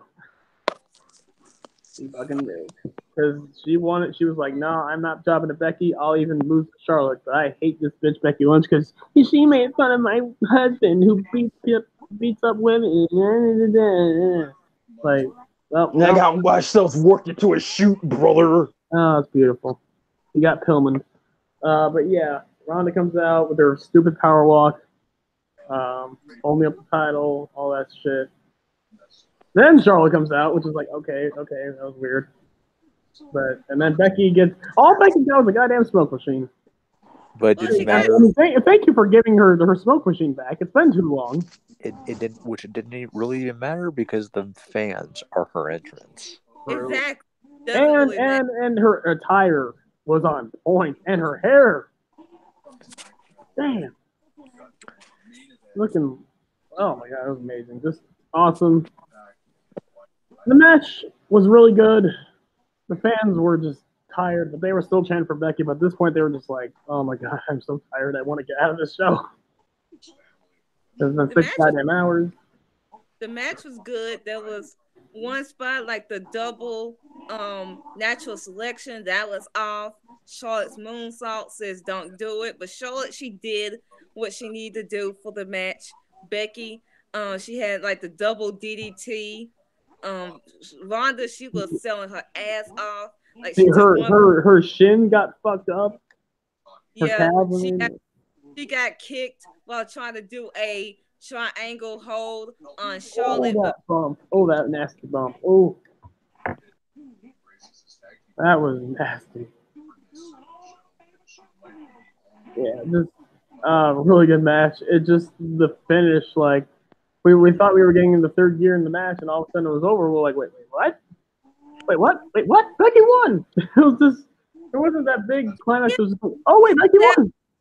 There's so much debate when it comes to what was the finish. Was the finish botch? Was Did we start with I think we'll end it with our favorite theory, but start with the first theory that it was. I don't care if it was botched or not. Ronda ate the pin. Here's my thoughts. It was supposed to be a crucifix pin.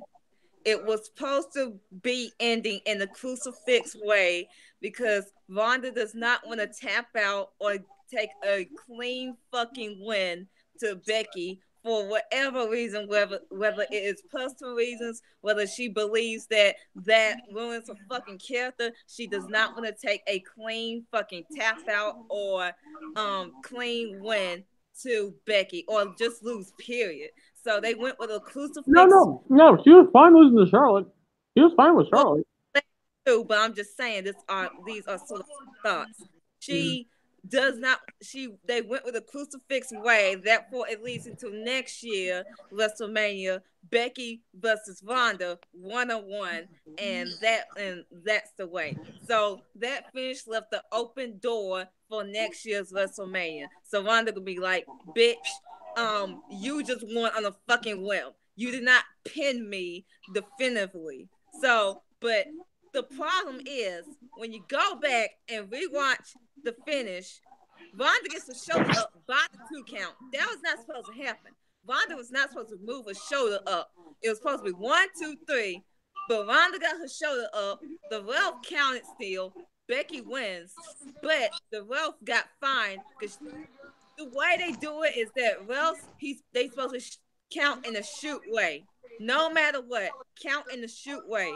But the ref in this match was supposed to stop the count and waited and like let them do it again so it can be definitive. Because now it's all in the history books for the first ever women's main event. It's gonna be always questioned. It's gonna be like it's the botch finish. They fucked it up for the first women's main event. And then it's like will they ever do the main event again? However, there was one other theory. You should never put a rookie in the main event, no matter if her name is Ronda Rousey. You should never put a rookie in there because she fucked up that finish. Yep. Do you want to get into our favorite theory?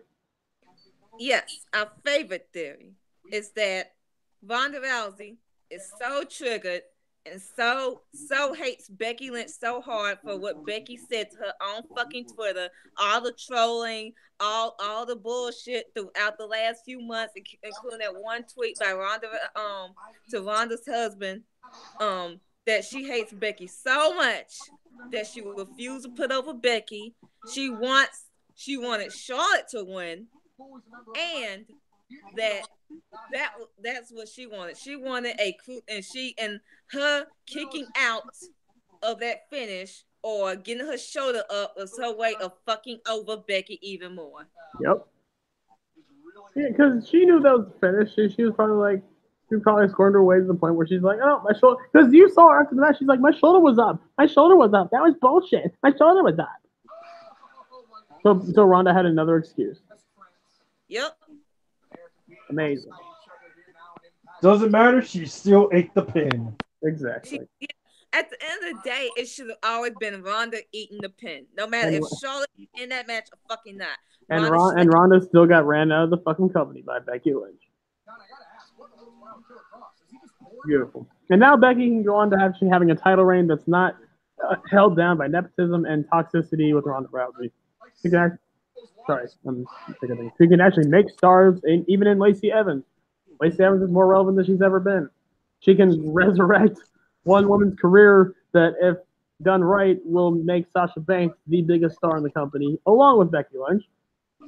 Because Becky is that bitch, and she's like, no, we are not going to have Sasha Banks leave this company. You need Sasha Banks. I need Sasha Banks. So, yeah, that's going to be fun. Let's just get into the theory. I wonder if, do you think they're going to follow on, do you think Becky's going to say anything about Sasha next week on Raw? No, not necessarily. No, she might just drop a couple. She might just do just social media stuff alone. But I don't think she's gonna. I don't think they're gonna say anything regarding Sasha Banks, except on commentary when it comes to Bayley and stuff. Maybe it's gonna be one of those things where Becky's just gonna have to keep pushing this on social media until they do something. Exactly. Okay. Exactly. Which I can see her doing. Becky will fucking do that. She got the word belt on TV. She's saying Becky Two Belts. Yep. She got back, and we all know Vince's history with him hating the word belt. So if Becky can make miracles like that happen, I'm pretty sure Becky can convince Vince to hey, okay, Sasha deserves an actual title opportunity, and hell, maybe have her be the one to take one of the titles from me. Fuck. She should take one of the titles off of her. She should take one of the titles off Becky.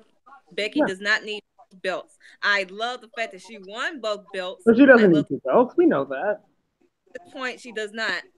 Right. She's paid. She's a made star. Exactly. So it's time to make another star. And I mean, Sasha's already kind of a star, but we need to fucking bring her back to goddamn prominence that she deserves. But her worth needs to be a mega fucking star. Exactly. She's a star that has the potential to be a megastar. And all she needs is that other megastar to rub elbows with and to have her put her over. And you don't even have, even just having the feud alone, that will make Sasha, because even her feud with Ronda, Sasha Banks was the talk of the fucking women's division. Like in the 3 months that they had that feud. She was the most talked about female. Her and Ronda was more talked about than Becky, Oscar. Let's be real here. Yeah, I can give you that. I can give you that. Because it's like Sasha's first opportunity in a long fucking time. So yeah, that's WrestleMania. That's Takeover. That's Sasha. That's everything. Yeah. Out and as a bonus, outside of a couple of Mania shows outside Mania, I mean, you and Javers watched the G1 Super Show. I'm not gonna talk about that. Here's the only thing I'm gonna mention. Anyone who's anyone. Bandito versus Taiji Ishimori versus Dragon Lee was a goddamn spectacle. One of the best lucha matches I've ever seen. My mind was fucking blown. It was only like 10 minutes. They blew my mind in the span of 10 minutes, which is another thing. Matches don't need to go goddamn 30 minutes, Walter Pete Dunn. I'm just saying, you don't have to have 30 minutes to put on a great match. You can have a great match in 5 minutes. Jushin Liger versus... Okay, that's pushing it a little bit. No, I'm going to show you. I think it's Michinoku versus Jushin Liger. It was in... Oh, no. It was Jushin Liger versus, I think, Yoshitami and Michinoku Pro. I swear to God, this is a 5 fucking minute match where this underdog against Jushin Liger, and the crowd is losing their fucking minds. I will show you this match, and I will show you that, yes, you can have a great 5 minute match. Okay. Kushida versus Hiramu. Okay, well. One of their matches went like 3 or 4 minutes. Right. So it's possible. It's very unlikely, but it is possible. Right. So yeah, you guys watched the G1 Super Show. From what you guys have told me, the ROH stuff sucked. The New Japan stuff was great, but Fuck Matt Taven. Matt Taven's boring as fuck. Fuck Kelly Klein. That women's division is worse than the NXT women's division, and that's saying something. I recently rewatched. Talk about it. Talk about Bloodsport. Do you want me to go match my match? Because I want you to just go in on Bloodsport, and then we'll end it here. Unless, Jarvis, do you have anything else you want to talk about on here? I think Jarvis is taking a break, but yeah, go into Bloodsport because I know you love this shit. It was. Here's the thing about Bloodsport, as a concept, it's a very niche kind of thing, because how many wrestling fans are into just striking and grappling. Not everybody. The matches were all really good. The one match I think that didn't really live up to expectation, but it had a reason for it, was Phil Baroni versus Dominic Garrini, and that was to get Phil over as a heel. Which him as this like dickbag heel is amazing. And by the way, just for anyone who doesn't know, Bloodsport was the company originally created by who? It's not a company; it's a concept. A concept created by who? Matt Riddle. Bro. So not only is Matt Riddle a cool ass bro, but he's also a fucking genius. Got some shoot style fucking wrestling matches with no ropes. Like, it's fucking great. Game Changer Wrestling is the promotion. Okay. Game Changer Wrestling. Okay. Get the shit out. So yeah, the matches were really good. The matches were super stiff. I mean, it's Bloodsport. What do you expect? Josh Barnett's in the main event. Former MMA champion. Come on now. And the youngest MMA champion. So I just want to talk about each match a little bit. So yeah, Phil Baroni versus Dominic Garrini, that wasn't really anything. You get Simon Grimm, formerly Simon Gotch, versus JR Kratos. See, he's doing great catch wrestling like that, great catch shoot wrestling like that, while Enzo Amore is acting a fool in fucking Ring of Honor. Yeah, Grimm died. Basically, JR Kratos takes his head off with a lariat. Oh, okay, so I guess Simon Gotch is doing too well. And JR Kratos does a jumping forearm and knocks Grimm out. Okay. Yeah, that's the thing. Bloodsport, it's either by knockout or submission. Mm-hmm. And then we get your boy. My boy. Jonathan Gresham. Wrestling. Versus Mohamed Takeda. DSJ who? Jonathan Gresham's a fucking man. I want to say that right now. And he has fucking everything. He can do all the flippy shit, and then he can do the technical wrestling of a goddamn CSJ. Which Better. He's I was not awesome. expecting. I love his octopus gimmick. Praise be to Jonathan Gresham. He's fucking amazing. He's gonna take over wrestling. Anyways, I'll let you go. Which I was not expecting Takeda to be able to keep up with him in Scramble. Not only did he keep up, at some points he out wrestled him. Yeah, I saw the gist, man. Like he's impressive too. And he ended up winning by knocking him the fuck out. And the thing is, he's a deathmatch guy. Yeah. I mean, we know about Masada. We know his background. He just knees Gresham in the face and knocks him out. Like, that was brutal. Then we get Andy Williams versus Chris Dickerson. And this was just you weren't going to see too many submissions. This was just two guys. And Dickerson has a karate background, and it shows. If you just want a pure like striking contest, like if you want a striking contest where it's just like see who knocks the other the fuck out, and just this match is for you. How close are we to the semi-main? 2 matches. Okay. I know the semi-main is the one you really want to talk about. Which Chris Dickerson run via RNC on Andy Williams. The semi-main. Hideki Suzuki, no relation. Yes. No relation. Like, no relation. Minoru Suzuki. Look up Hideki Suzuki, a fucking legend. Fucking amazing. Versus your boy. No relation to Minoru BT Dubs. No relation, but still. Versus my boy, Tim Thatcher. Fucking brutal. Whereas Williams and Dickerson was striking, this match was just grappling. Like the match was 20 minutes on the clock. This match was a 20-minute scramble with some strikes thrown in. Like no real resting, just pure fucking like scrambling and wrestling for 20 minutes. I mean, granted, they had a rest, but the rest was to look for a hold, and that was it. Okay. They scrambled constantly. And then it evolved with some striking. There's a point where Hideki goes for a slap on Thatcher. Thatcher tries to catch his arm to the Fujiwara. Yeah, don't ever try to strike. Like anyone I've seen try to slap Thatcher, it's always like they either catch him in a Fujiwara or a Kimura or just. Yeah, or if you try to, I've seen people try to lariat him and then he catches him. But then but then it doesn't matter because he forearms Thatcher and Thatcher just dies. And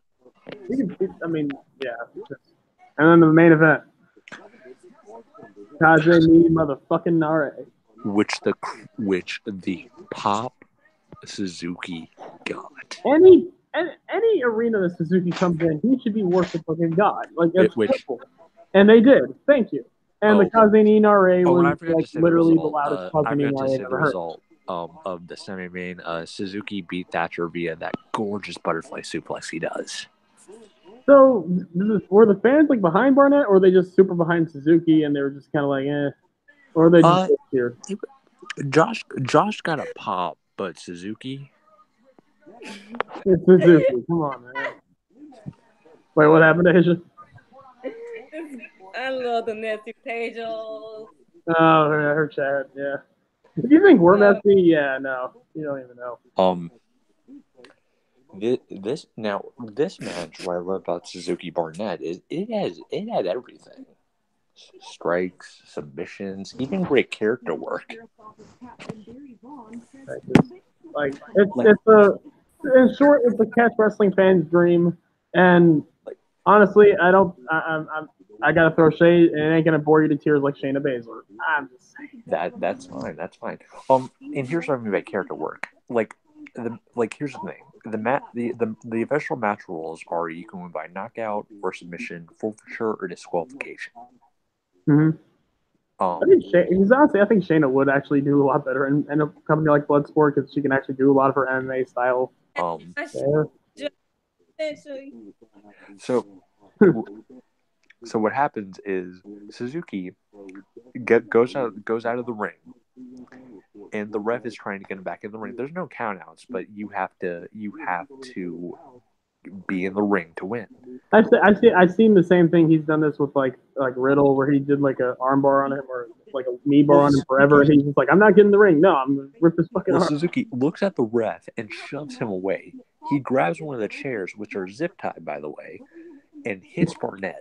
And so it just evolves into chaos. And at that point, do you really tell Suzuki to stop? Can you really even help? Can you really even help the matter?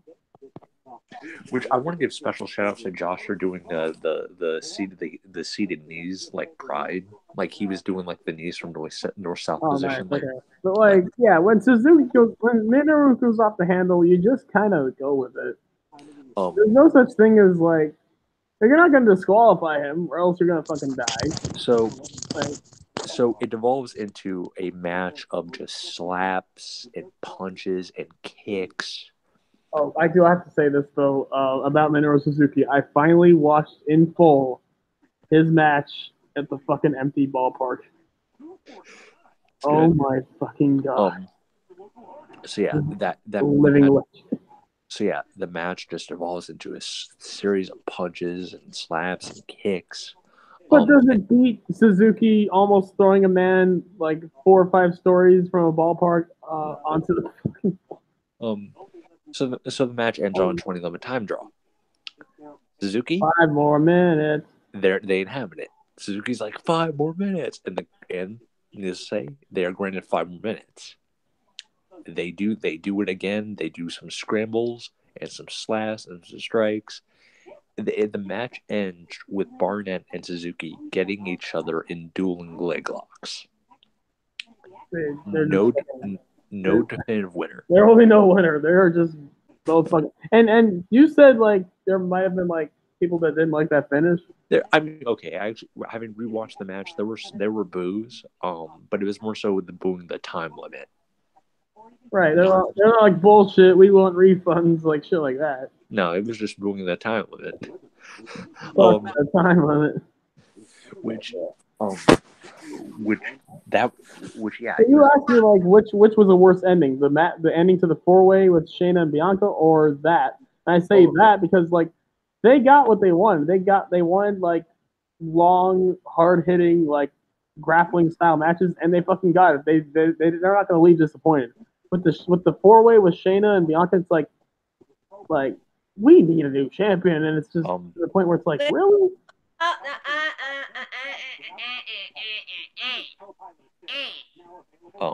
What did it say anything wrong?